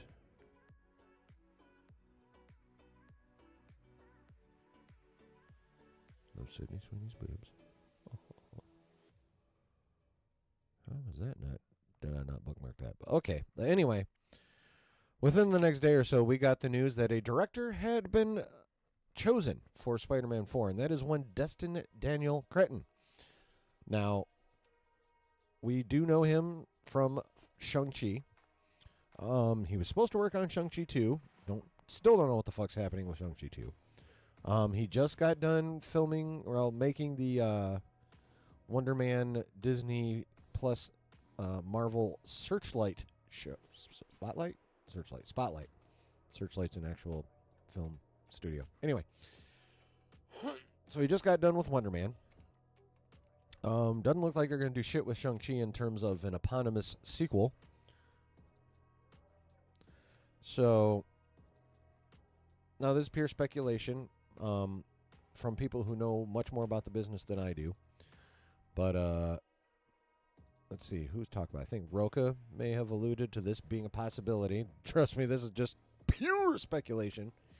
But he's been in the business for a bit. But it's entirely possible that, since everything got all fucked up and the multiverse saga has been a complete fucking mess to this point, and they really just want to get the fuck out of it, which I don't blame them for, it's kind of like, sorry, Daniel, we're kind of not going to be getting a Shang-Chi 2 in a while. He's like, well, you better give me fucking something. So they're like, hey, we don't have anyone for Spider-Man 4. And Daniel's like, hey, that's plenty fucking big enough for me. Poof! We have Destin Daniel Cretton. Now, whether or not that's actually how it happened does not matter. The fact is Destin Daniel Cretton makes a damn good-looking movie. Shang-Chi was good. The action sequences were good. The cinematography was good. He didn't write it, so like any of those kinds of issues are not his fault. But yeah, that movie looked great. So I have high confidence that the action in Spider-Man 4 is going to be peak. It'll be beautiful. It'll be gorgeous. The action will be gorgeous. As for writers, it appears the guys that wrote the first 3 Spider-Man movies MCU, not the Maguire ones, but Homecoming, Far From Home, and No Way Home. Those two are back to write Spider-Man 4, whatever the hell it's going to be titled.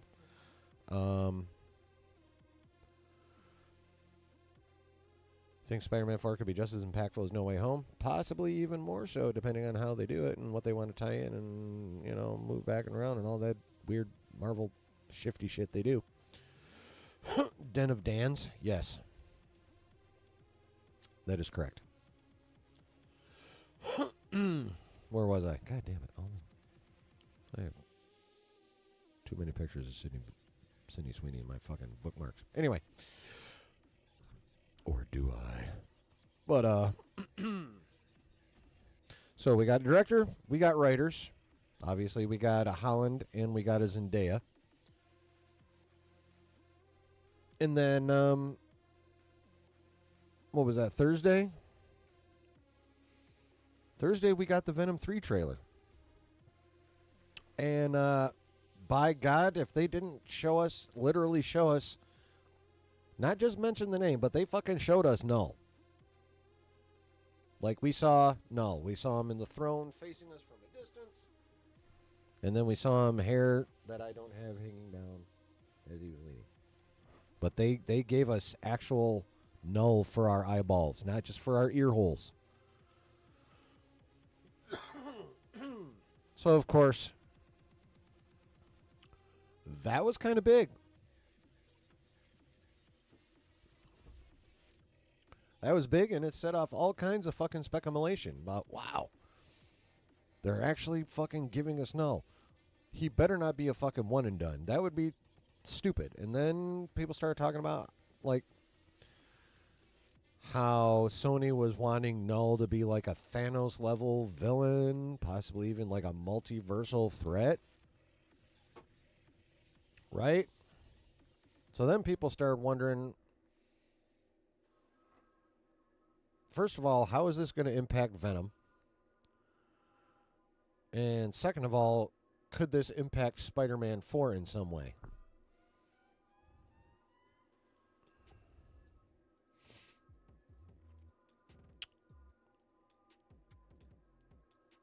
So, and then of course, people started speculating how that could happen. Like, is Null just going to get fended off at the end of Venom? That one scene in the trailer kind of made it look like Venom was saying goodbye to Eddie. So will Venom be sacrificing himself to Null, allowing Eddie to escape? And to the 616. And I say that because, one, we already know there's a little chunk of Venom here, thanks to the No Way Home. And two, turns out that there's some footage of, what's his fucking name? Tom Hardy doing some more extra shooting in the city of New York. Now, we heard about a few days ago that he did some extra shooting in Las Vegas. Well, I think we've seen that already in the preview with the scene where dude pees on his feet and they knock him out, take his tux, go into the casino, and Venom instantly becomes a gambling addict. It's like, all my problems are gone. Eddie, I need more money. So. Or will they just fend off and end up in the 616? Because it's also been noised about forever that somehow Peter is going to end up in the black suit for Secret Wars like he should. Which obviously will be Venom-y. But how is that going to happen? Well, turns out, ladies and gentlemen, and people all over the world,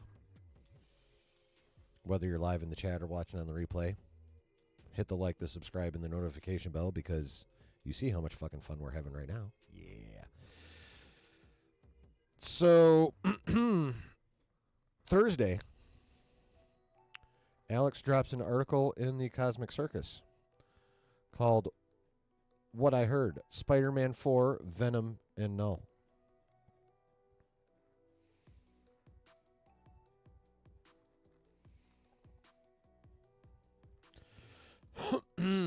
So this is by Mr. Perez himself. He dropped this on Thursday. Said Spider-Man is swinging back into action as Marvel and Sony gear up for the highly anticipated Spider-Man 4. Tom Holland is set to reprise his role as the web singer alongside Zendaya in what promises to be another thrilling installment in the Spider-Man franchise and the Marvel Cinematic Universe. Following the massive success of Spider-Man No Way Home, fans eagerly await news about Peter Parker's next big screen adventure. While details about the plot remain tightly under wraps, recent developments have sparked excitement among Spider-Man enthusiasts. Destin Daniel Cretton, known for his work on Shang-Chi and the Legend of the Ten Rings, is in early talks to direct the upcoming installment of the Spider-Man franchise. He's going to do it.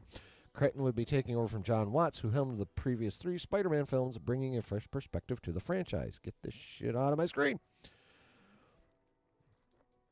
Multiple reports have also surfaced in the past few weeks stating that the filming is scheduled to start sometime early next year, with Marvel and Sony aiming for a July 2026 release date. Now remember, that plays back into Snyder saying they aren't going to want 2 Spider-Man movies releasing in the same year, which also puts, at least for me, puts paid to the notion that they're going to try and get that out all done in one shot from whenever they start filming it to the November or December 2025 slot that exists currently. That shit ain't happening. It's coming out between Doomsday and Secret Wars. This corroborates what I previously mentioned in one of my Q&As. Additionally, there's been a lot of back and forth regarding the film's overall plot. Whether the film would finally be the street-level story we would all be waiting for with the team of Spidey and Daredevil facing off against Kingpin, or if the film would be another multiversal adventure given the success of Spider-Man No Way Home. Basically, option 1, Spidey Daredevil facing off Kingpin, is what Feige wants. Wants. Another multiversal adventure given the success of Spider-Man No Way Home. That's what Sony wants, because they're like, that made billions. We need more, because, well, Sony needs money. Well, not that Disney/Marvel doesn't, but Sony really needs money. Really, really, really needs money.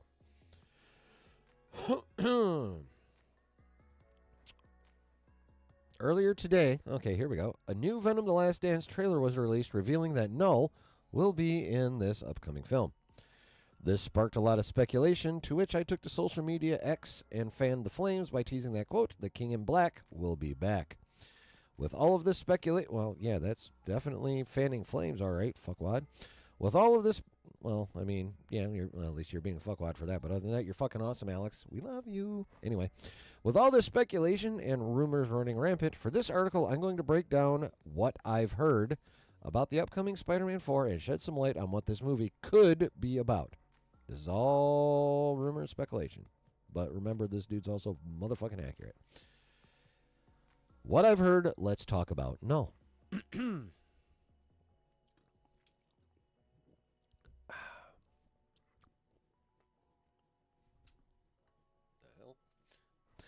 April 2024, I heard rumors about Null's appearance in Venom: The Last Dance. After doing some digging, I was able to confirm his appearance a few days later. At the time, the idea of introducing such a scary character like Null instilled a degree of fear in me, in which I expressed on social media, mainly because a character like Null in a Venom movie like this could potentially be very limited to his comic counterpart. But further along, I learned that Null's role is not just a one and done.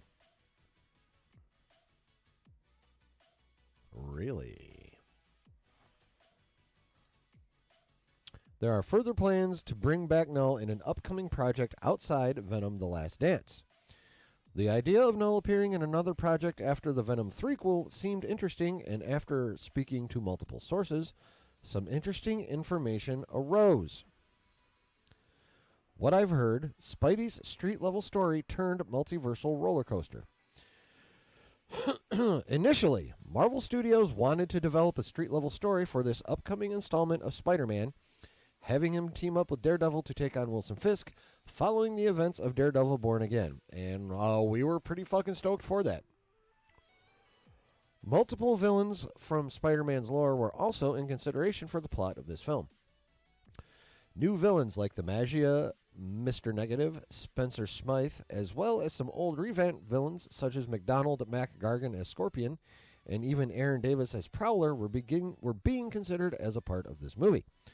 Marvel still intends to tell this story, but we may have to wait a bit longer. So, if the street level story is being pushed back, what story would take its place? Recently, I heard that the upcoming Spider-Man film might pit Tom Holland's Spider-Man and Tom Hardy's Venom together, with Venom the Last Dance setting up the interaction. By the end of Venom the Last Dance, we may see Eddie Brock cross over into the Marvel Cinematic Universe, with some sources indicating that the recent reshoots in New York City for Venom the Last Dance has to do with that, but that remains unconfirmed for now. Unconfirmed, but eminently logical. Not only that, but I'm hearing that the potential villain for this film would be Null, who is seeking to enshroud the entire multiverse in his darkness following its discovery. I mean, that plays. That's his fucking mission. Since the Celestials started creating stuff, it's been his mission to turn all the fucking lights off and get it back dark the way he likes it. It's important to note that the Venom symbiote is currently in two different universes, the Sonyverse and the MCU. This link may spark Null to seek out Venom in 616 and be on a mission to engulf the multiverse in darkness. Spider-Man Homeworld? The idea of Tom Holland's Spider-Man and Tom Hardy's Venom coming together would be an interesting dynamic for this upcoming film, and one that I'm sure many fans have wanted to see. In general, yes, we would love that. While I'm sure we'd finally have our Spidey versus Venom showdown at the beginning of that movie, giving them a common enemy would give them a chance to not sacrifice any character arcs they have by making either an antagonist. That makes sense. Also, Null has some interesting origins deeply rooted within the multiverse, so the idea could be plausible. Who knows? Maybe Null lost his Necrosword in an incursion and it slipped into 616 while he hid in the middle of two multiverses. That's kind of lame. Sorry. The possibilities are interesting. I'll let you all know if any new developments arise. Okay, so now, obviously, this is all still rumor, but it's looking more and more and more and more and more likely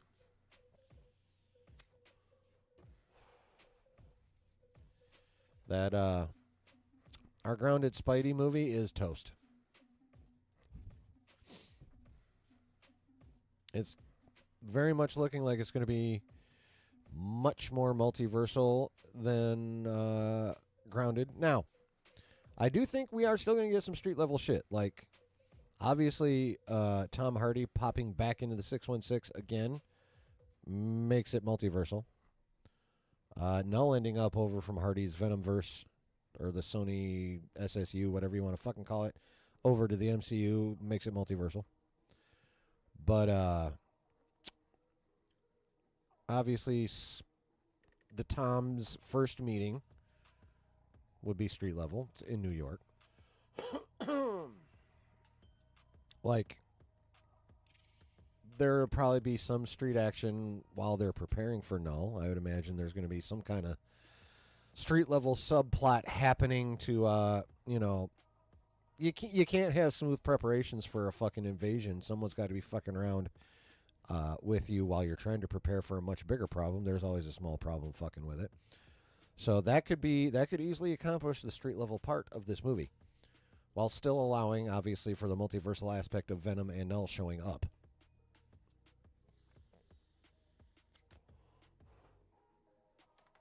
So Null's going to probably, it looks like, be the big bad. But there's always subordinate bads, and that right there could be the street level part. We could have people screwing around on the streets while the Toms are trying to prepare for Null. So, there'll be a distraction that they'll have to deal with. If it goes the way this shit usually goes, is they'll get partially done, have to deal with shit, Null will show up sooner than anticipated, so they'll somehow have to finish off the small level shit and deal with Null all at the same time, blah, blah, blah, blah. Something along those lines, those general kinds of tropes, right?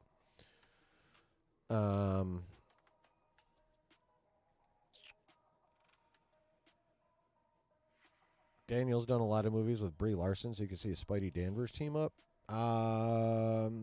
If we see anything like that, that's an interesting idea. Carol's new Red Gold Avenger flying around, feeling the pressure to take Iron Man's place, feeling the guilt of Tony dying for her failure to remove the gauntlet, bonding with Peter.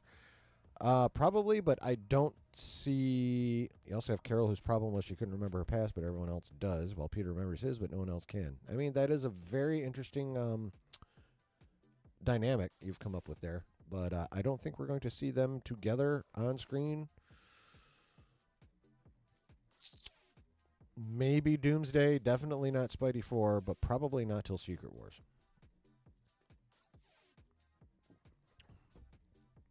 Because,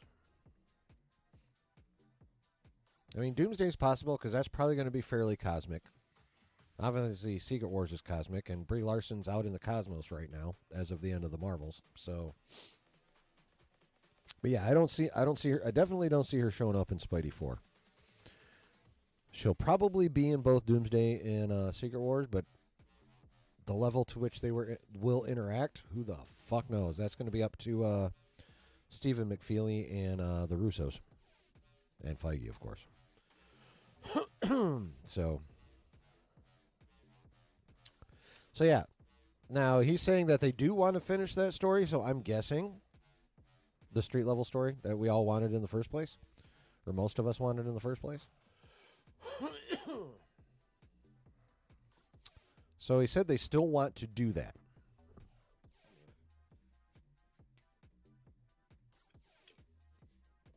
So I am surmising, based off of that they will be dragging Devil's Reign through both seasons of Daredevil, the one that we're going to get next year and the one they're filming right now. And that they will resolve it after both of those seasons in Spidey 5, or the first solo Spider-Man film after the reboot. Is probably when they will finish that story up. Unless, of course, while Tom's filming stuff for Spidey 4/Doomsday, he also films some shit to throw in at the end of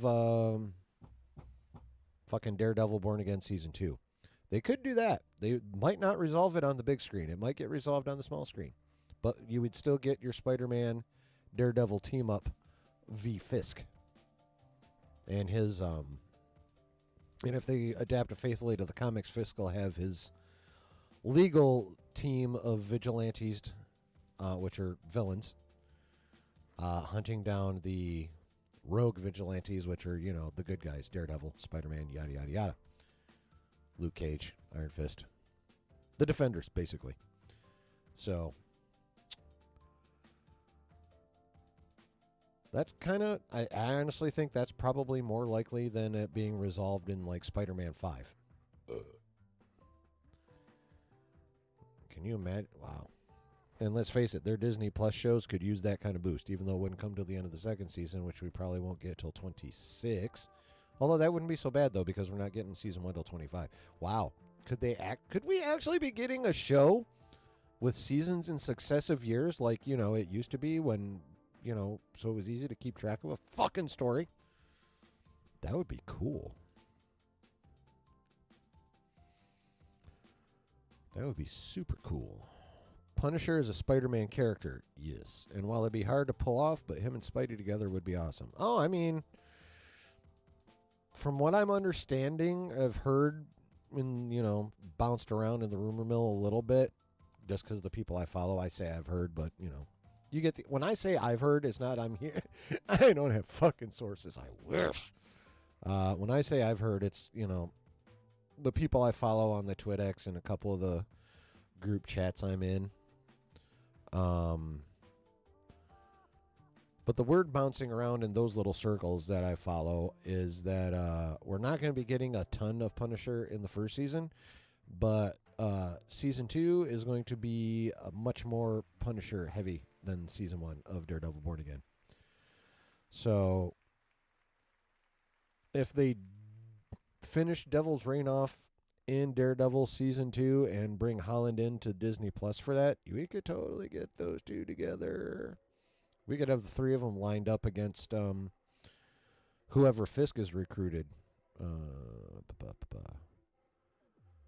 Because I mean, they're going to be dealing with Muse in season 1. So, like,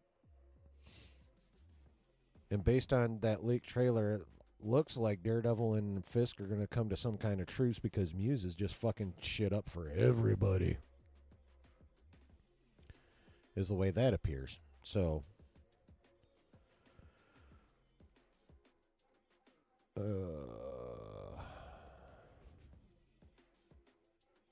but yeah, it's looking like it's going to be. If it was going to be a lot of street and a little multiverse, it's definitely a lot more even now for Spider-Man 4. It's looking. But again, this is Alex, so unless something changes and one of his sources tells him it changes and then he tells us, it's looking like we're going to be getting a large Spider-Man 4 movie rather than a grounded Spider-Man 4 movie. What do you guys think of that? Now, honestly, if they're going balls to the wall with Venom and Null, bringing them over to the 616 in time for in time for Secret Wars and all that good shit, I'm here for it. Now, I would have preferred, and I still would prefer, the street level Spidey story. I'm ready for a street level Spidey story.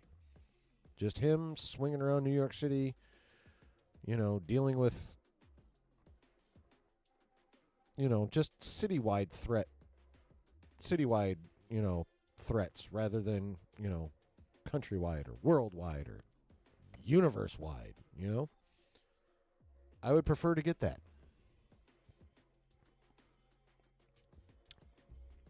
But given how much time is left between now and the end of when Secret Wars comes out, which is 2.5 years, and given what they have to get done story-wise, and people and characters they got to get together and in one spot,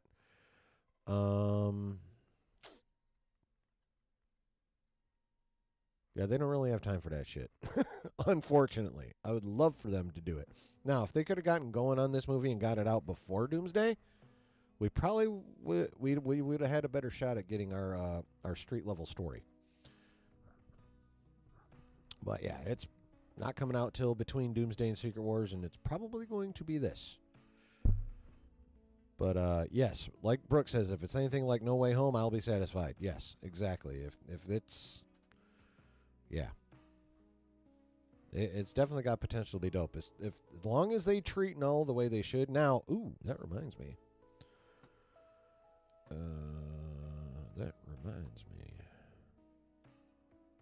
What the hell just happened there? No, what are you doing? What are you? Come on, mouse. Stop fucking with me here. I literally just charged you. There we go.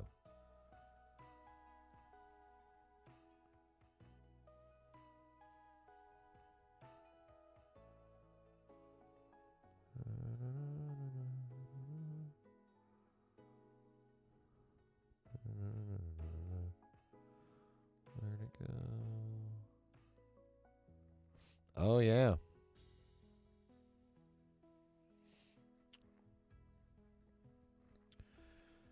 Donny Cates. Now, it turned out that he and the co-creator of Venom did not know that Null was going to be in the movie till the trailer like the rest of us. So, of course, they're looking to get paid. But now, one of the co-creators of Null, Donny Cates, says he's been talking with Sony and got to read a script for Venom: The Last Dance. Quote, I'll say this, it is so much bigger and so much more ambitious than you can imagine. And, Null, holy shit, that's how you treat a king.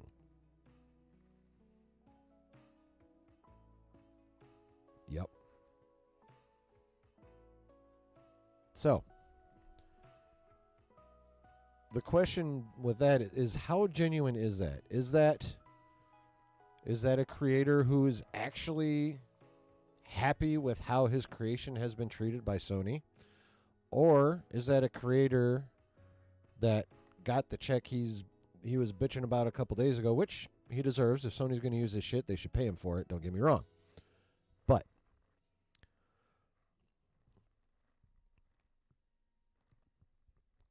my question is that actually how he feels? Or is that how the paycheck that he deserved made him feel? That's the question. I'm hoping it's genuine, because if he's happy with how they treated his character, I mean, did Sony finally figure out how to do something right?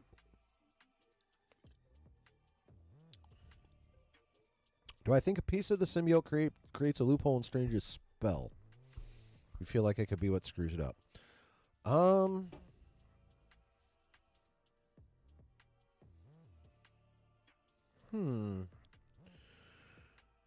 Okay, so Strange casts a spell,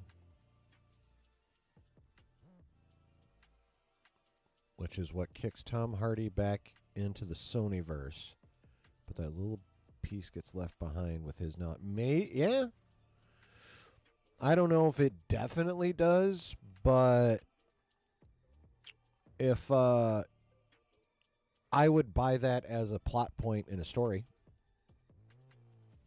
You know what I mean? Like if Marvel wanted to allude to that being one of the issues with weaknesses in Strange's spell, because that chunk of symbiote does come from a different universe.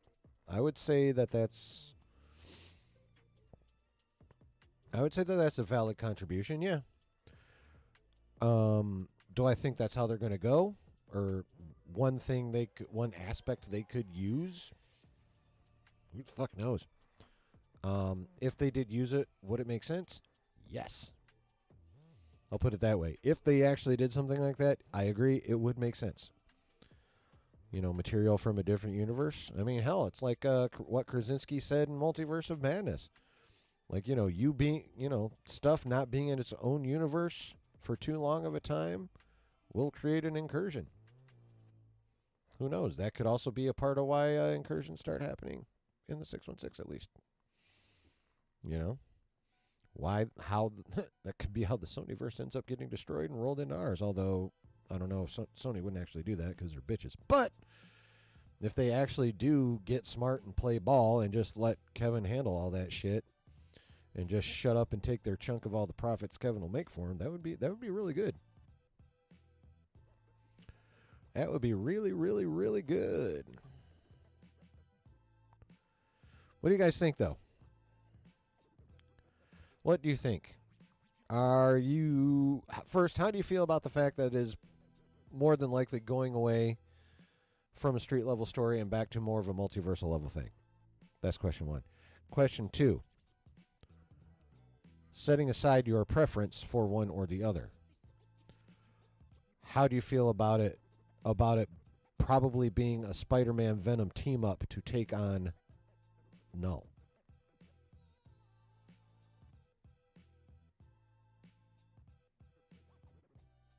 And I guess 3,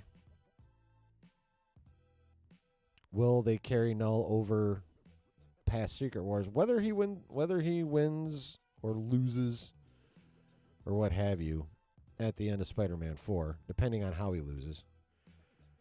Do we think his potential as like a humongous Thanos level, or actually greater threat in my mind, because he's primordial and Thanos isn't? No.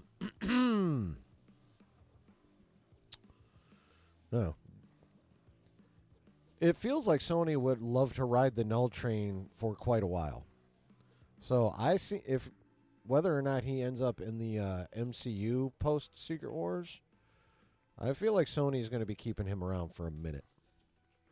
Because we know Sony, regardless of Kevin's desire to bring everything under the 616 roof, at least story-wise, because we know Sony's never giving up those movie rights. Ever. Never gonna fucking happen. The only way anyone gets the gets the Spider-Man movie rights from Sony is if Sony goes bankrupt and has to sell itself. And whoever buys it will then have it. That's literally the only way Sony will never will give up the Spider-Man movie rights is if Sony itself gets bought by somebody. And then they won't exist anymore. Travis says, in the Marvel Knights run, Matt Gargan becomes Venom. Ooh, Scorpionum. Given how the first trilogy sets up Mac's conflict with Peter and the last film brings the symbiote, having it find him could be cool.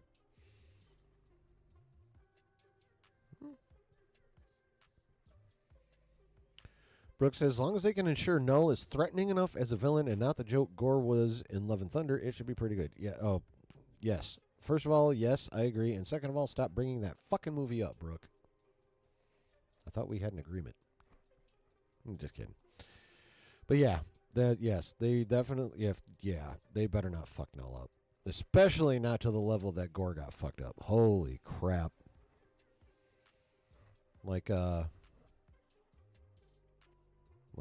Well, I've been door dashing for a living lately, so I've been listening to a lot of Rob's videos, and I listened to his series on Gore, and I'm like, God damn it, they fucked him up. Oh, fuck you, Taika Waititi, for what you did to Gore. Poor Christian Bale. If I was him, I'd be pissed as fuck. Like, pissed.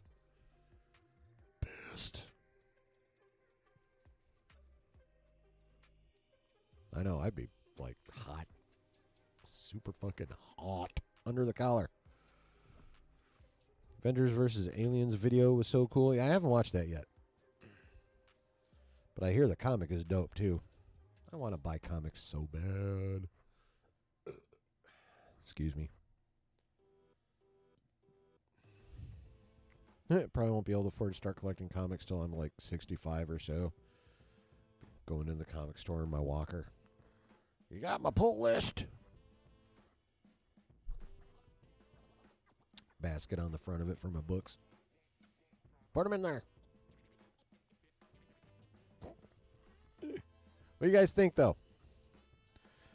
How upset are you that we are probably not getting much street level? Do you think the way they're going with this multiversalness is cool?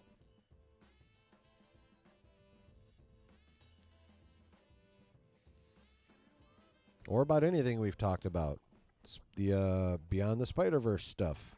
Spider-Man 4. Lanterns casting. Skeletor. What have you.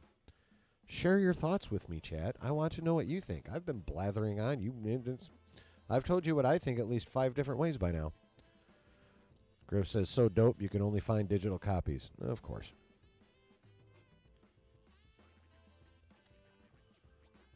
Yeah, I mean, really, honestly, that's all I really need to do is get to the point where I can afford one more subscription, that being the one to the Marvel thing where you can read all the comics.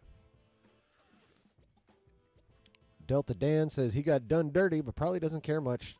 He got it. Care that much. He got his check. But what a waste of an actor villain, Christian Bale. Oh, yeah. No, I agree. Yeah, I mean, yeah, I'm sure the money cushioned the blow, but I'm also sure it didn't cushion it enough to where he'll take any of Feige's calls ever again.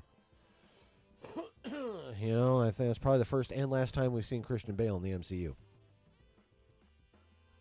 He'd probably go back to DC before he'd ever come back to Marvel again, honestly.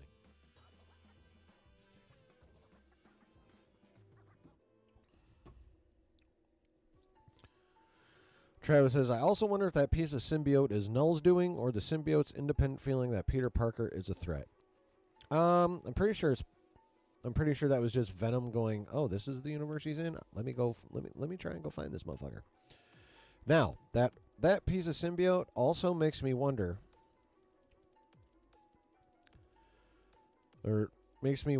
like, if its mere presence in the 616 means that at the end of Venom 3, that Venom will sacrifice itself to save Eddie from Null, somehow bouncing Eddie back into the 616 in the process. And then that piece of symbiote will feel Eddie, find him, re-venomize him, and then they'll go finding Spider-Man. Holy fuck. Then they will go find Spider-Man. They'll have their fight, and then, it'll go the usual way. They'll have their fight. They'll kick the shit out of each other for a while. They'll both end up panting and beating the fuck out, and then somehow, Peter will listen to Eddie long enough to find out about Null, yada, yada, yada. Okay? And then, beat the shit out of some street-level threats along the way. Something like that, I'm guessing. But, I think that makes it, that plus a couple of the scenes in that last trailer. This is just me purely speculating, but I feel like that scenario is probably the most likely. I think the Sony symbiote will sacrifice itself to save Eddie at the end of Venom 3. Post-credit scene will be that shit they filmed in New York of Eddie being bounced into the 616 and trying to go track down Tom Holland. And also, the Venom symbiote will have worked its way from person to person to New York where it knows Spider-Man's at, and will also find Eddie there. It'll be, That's how I think that's going to probably end up going down, based on what's out there. Sounds lit? Yeah. No, that's just my thoughts on how it could go down. It's what makes the most sense at this point in time. Now, my question is yes, we will be able to clap our eyes on Null in Venom 3. But will he actually be, assuming what I just said is the way it goes, right? Will it actually be him on the Sony Universe Earth there, killing Venom himself? Or will it be just one of those, like, him directly controlling one of those critters? And, somehow making it known to Venom that, he's there but not there. You know what I mean?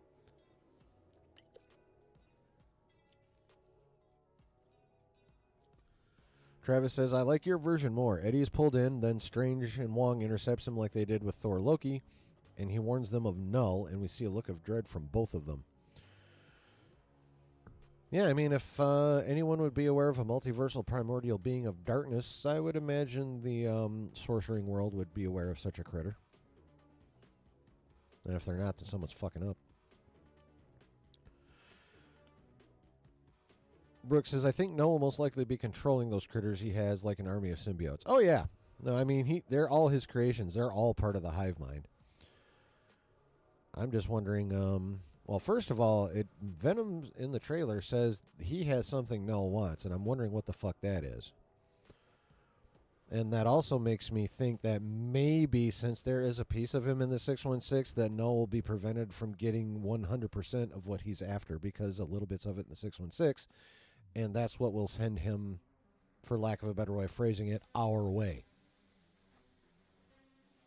Brooke says, but Null could make a huge appearance in the post-credits, most likely of Venom 3, and have a somewhat limited but significant presence in the film. Oh, yeah, for sure. Totally for sure. But I think, that little bit of symbiote in 616 I think is what's going to tie all of this together.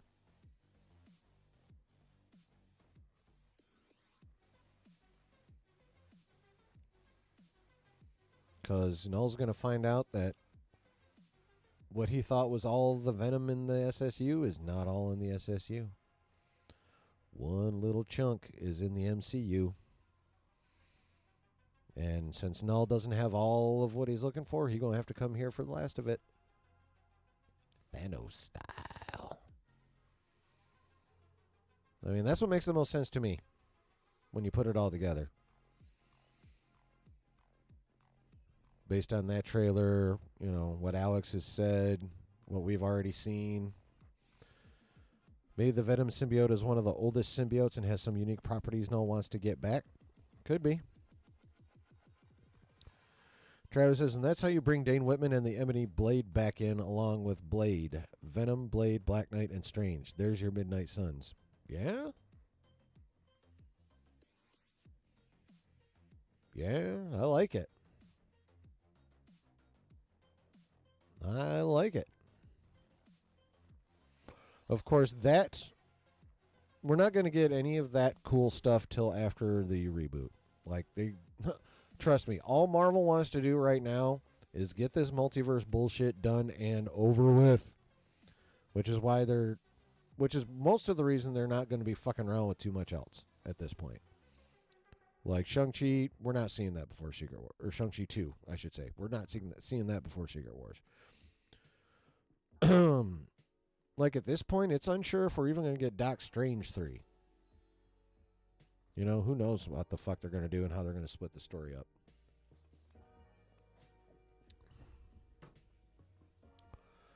But, yeah, so far as Spider-Man and Venom and all that shit goes, I don't know if it was like planned, or if they're just taking advantage of shit they've already done and are just tweaking idea or what. But if Venom 3, and I refuse to call it what they call it because it's still such a stupid ass title. I don't care. Venom: The Last Dance. Fuck that shit. Dumb. But if Venom 3 ends something like what I have postulated, then yeah.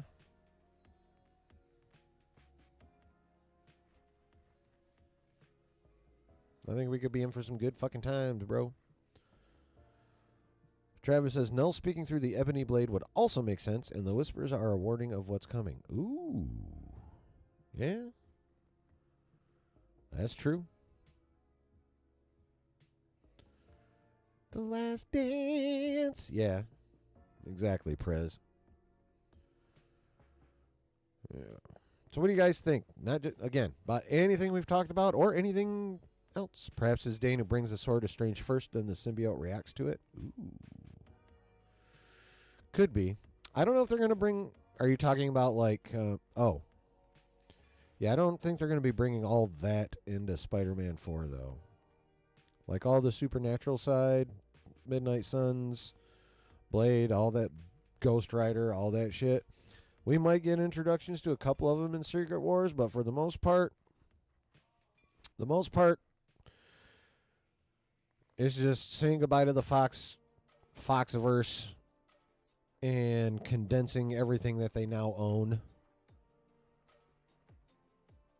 Which, of course, Sony's going to fuck around and still keep their SSU going. So, despite the fact that we're getting a soft reboot, it's still... The multiverse, there's still going to be a multiverse of sorts. Because Sony's a bunch of bitches. Basically. Is what that boils down to. In a perfect world, Feige would have control of all of it, and we would literally just have one... We would be down to just one universe. It will not be the case, though.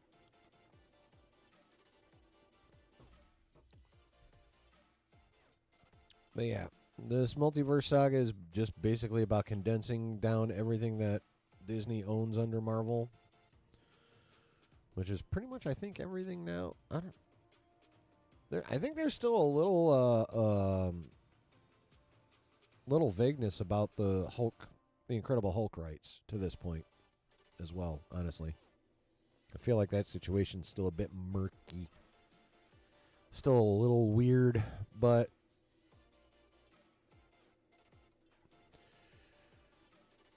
Yeah. It's going to be interesting to see. For sure.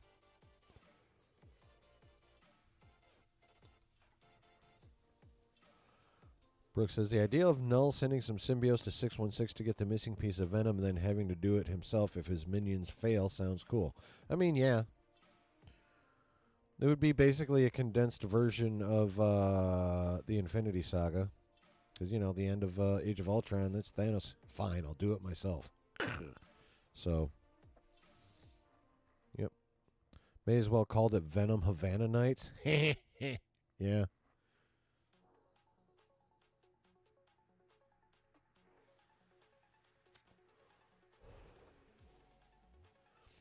So,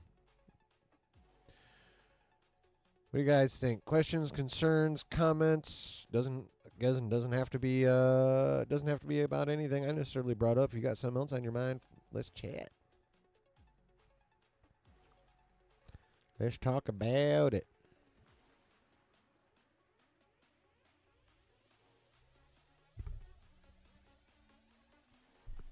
I still have Fireball left.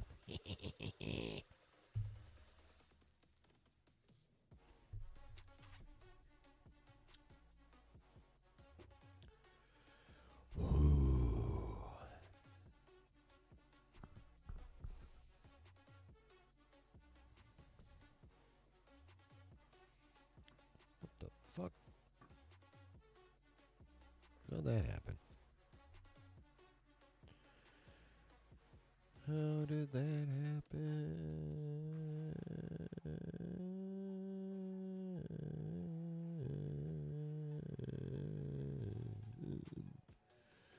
How did it happen?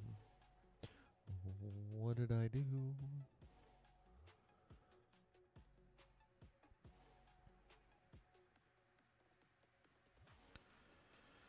Brooke says, I remember Josh saying Null is nothing compared to God Emperor Doom. Hmm.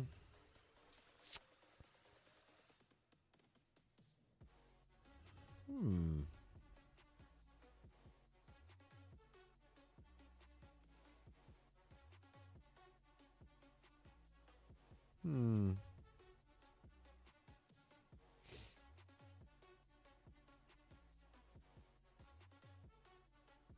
Hmm.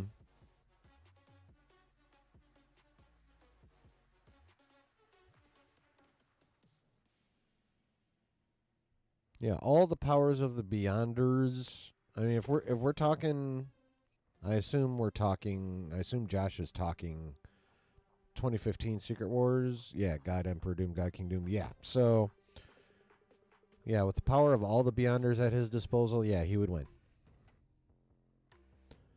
He would win. Travis says, it'd be cool if the other symbiotes jump on some soldiers Power Rangers style and we get the whole team by the end. Without Googling, I think it's Scream, Phage, Lasher, Agony, Toxin. It's not Lasher, it's Toxin. When people first saw the homie in the trailer, they were arguing about that on the Twitters, but it's Toxin.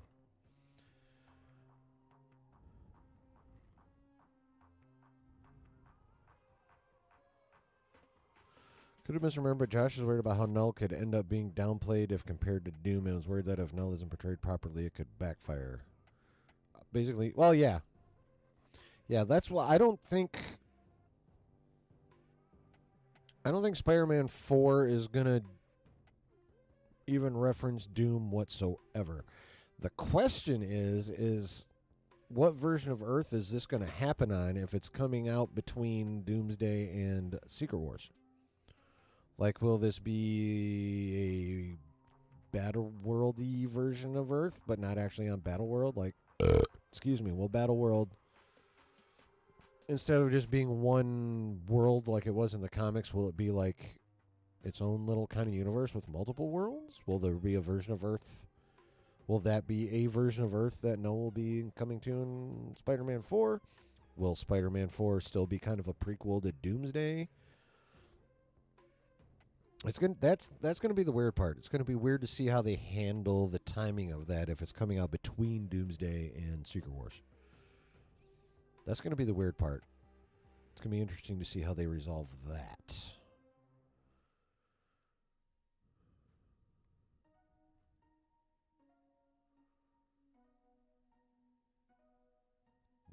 That's the tricky part. I don't know how they're gonna resolve that shit at all.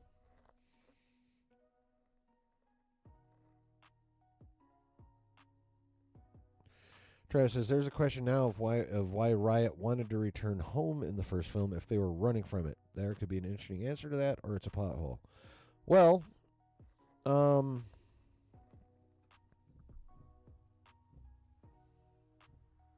Riot may be a Null loyalist. I mean, there were some. It wasn't. There were just way more symbiotes that were sick of them than weren't. But Riot could have always been loyal to Null. That's one way.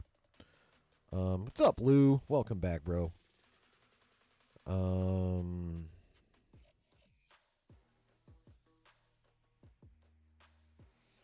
Riot may not have been aware when he wanted to go back. Because didn't they say they were like exploring? Well, I mean, technically, if they were running from Null, they could have been exploring for a whole new world to hide in. So yeah, never mind.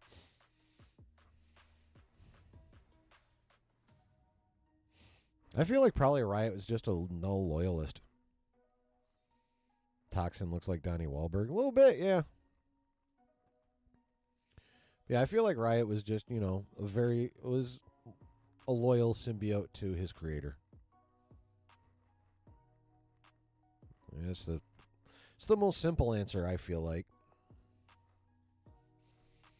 And since my comic knowledge is nowhere near as great as others, I tend to lean back on logic for my speculations rather than, and what I learned listening to Rob.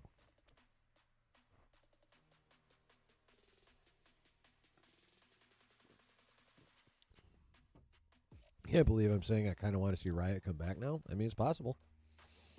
I don't know if it'll be in Venom 3, but it could be in Spidey 4. Could be in Spidey 4.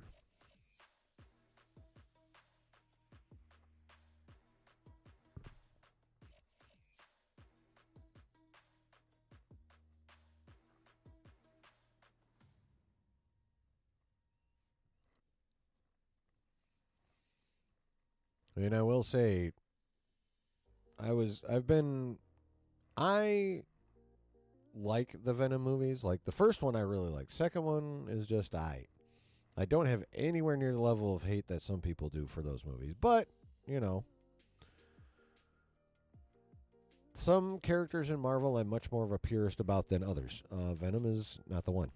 That I don't freak out too much about Venom. I just think Venom is cool. So, but, given that neither the first two Venoms have been like, holy fuck, awesome. I was a little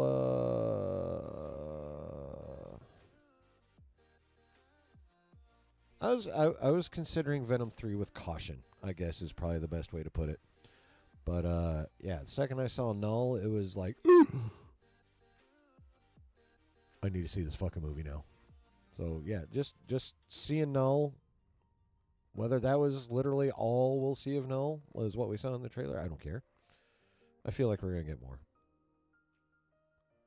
But I definitely say yes, Null, just that little bit of Null jumped my hype level for Venom 3 for sure.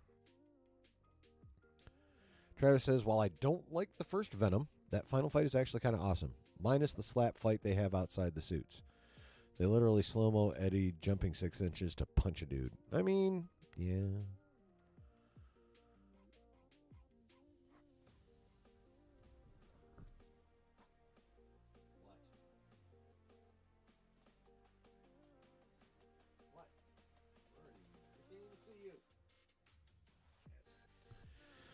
Brooks says, Carnage is cool, but they could have made him even more terrifying in Venom 2. Oh, yeah. Yeah. Yeah, Venom 2 was definitely weaker than Venom 1, that's for sure. Damn, now I don't know what the fuck I want to watch. I kind of want to watch Venom when I get out of here. I can watch the UFC prelims. I have no idea how it's going. I have not checked the tweeters. Yeah. But yeah, my hype level, just thanks to Null, is much bigger for Venom 3 now. I still would have preferred the street level Spider-Man 4, but if they're like going whole hog and giving us Venom and Null and like a Spidey Venom team up after they fight at the beginning, all the usual, we fight now and okay, I don't like you, but this motherfucker's way worse, so let's kick his ass, that kind of thing. I'm totally here for that. Yeah. Oh. Seriously, I want to know, chat, you have to let me know. Agatha comes out next Wednesday at 9 p.m. when I normally stream. Assuming I can stream next Wednesday. do we want to watch Agatha together? Do you want me to host an Agatha watch party? Now, if they suck, this will be the only one I'm doing. If we do it. Assuming we do it. This could be the first and also the last one I do for this show. Depends on how the show goes. But the question is do we want to suffer together next Wednesday? I mean, watch the show together next Wednesday. What do you guys think? Travis says, before Venom 2, my messed up idea was Carnage was a product of Venom being on both Eddie and Ann, male and female, and it's an infant symbiote who Cletus manipulates as such, hence the high voice. Nice.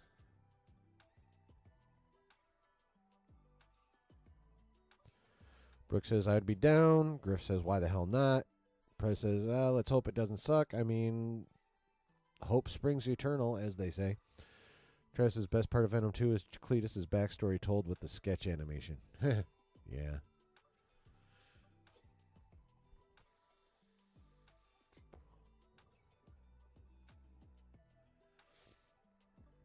All right, then. We'll do it. Assuming assuming work doesn't go as shitty as it did last Wednesday and I actually can stream. All right, community, we'll check it all out together. Chat. We will watch the first 2 episodes of Agatha as a community. Whether we watch anything beyond that as a community, we will see.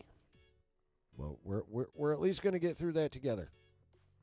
Hell yeah.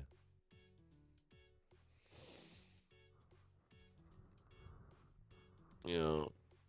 If it doesn't suck, that's probably that's kind of all I'm really hoping for is to be it doesn't suck and to be at least just a little intriguing.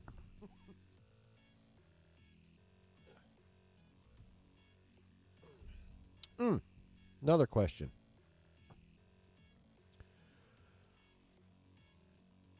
If I were the streaming limit is 12 hours on YouTube.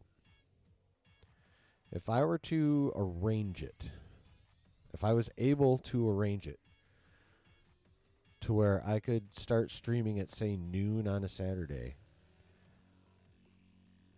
in my own little version of a subathon, would you guys help me out and share the shit out of the subathon? Steal your friends' phones, tell your family and friends, all that shit. If I were to try and do a 12-hour subathon stream, would you guys do your best to recruit people to come watch? And obviously, I would love to see you all yourselves, naturally. But would you put actual effort into bringing people in? Be like, bro, he's streaming literally all day. You out of here, Travis? Thank you, man. I appreciate it. Awesome stream again. Yeah, thanks, man. You have a great night too, bro. Appreciate you. Appreciate all of you. I appreciate you guys hitting the like button and the subscribe and the notification bell. Tappy, tappy, tappy.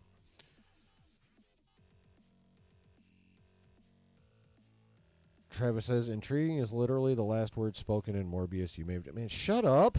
I did not know that one. Number 2, if anyone jinxed it, you did by bringing that shit up. That's you, Travis. Not me. You just jinxed it. You just jinxed it. What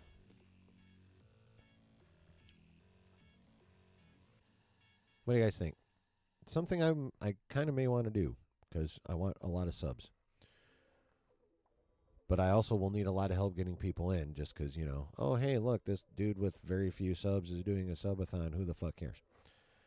Would you guys do some heavy recruiting were I to gird my loins for a 12-hour subathon stream?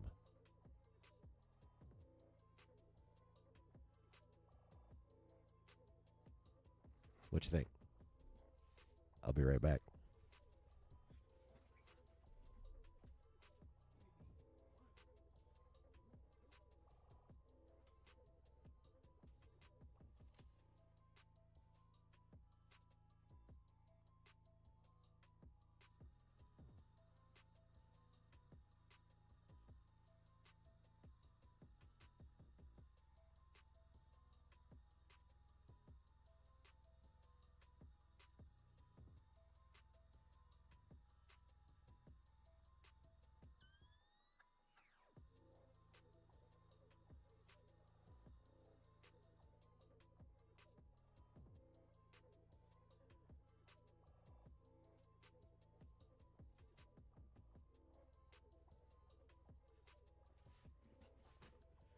Watch videos.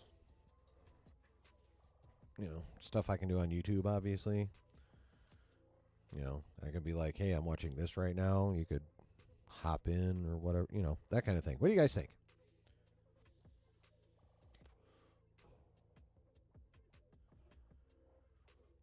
Is that something you think I should do? Would you guys help me recruit people to, just come watch for a little while? How about it, y'all? Is that a good idea? I mean, it's not something I'd be doing anytime in the near future, but what do you think?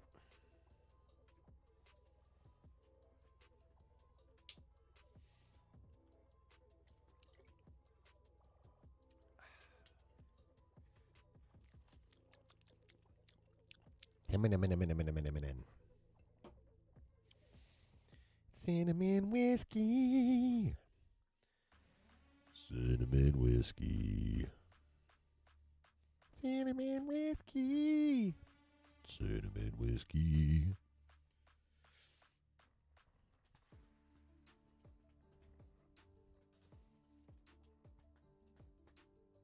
How about it, Joe? Should I do a subathon and will you help me out? What the fuck?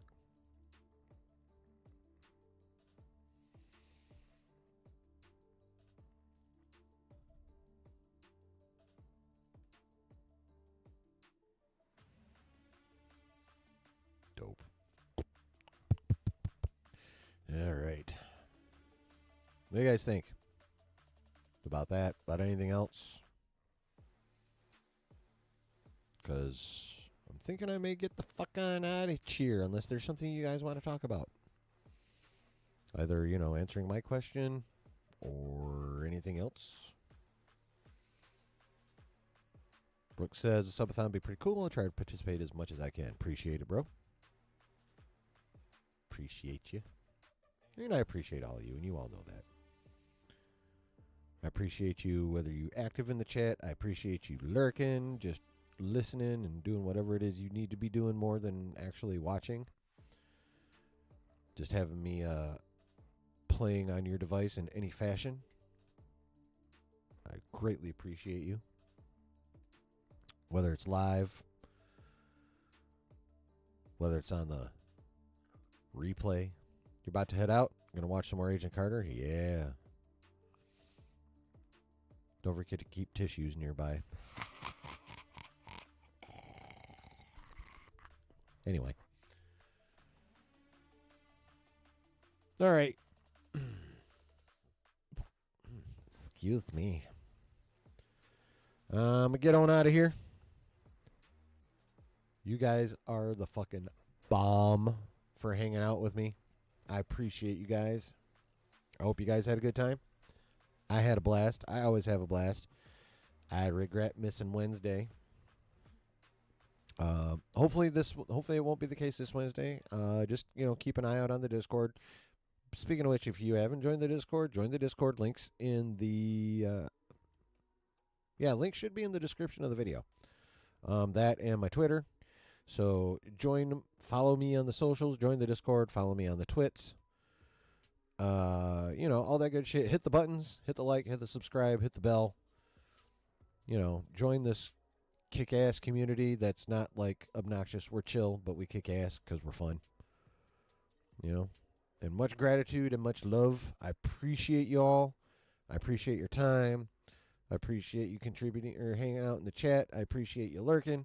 I appreciate you watching on the replay. If you are watching on the replay, leave your comments. Let me know what you think about all this Spider-Man stuff and all the Venom stuff. And no, let me know in the comments below.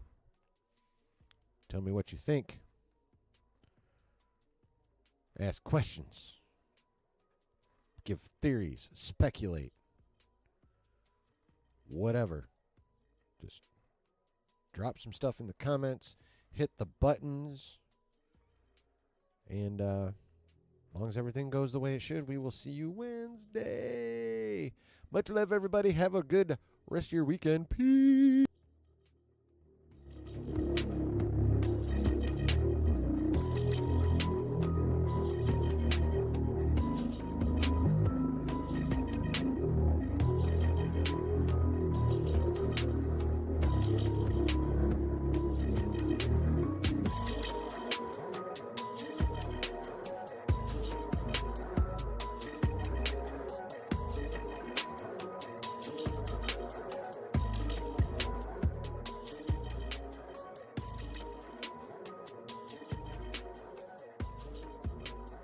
Sorry about your ears.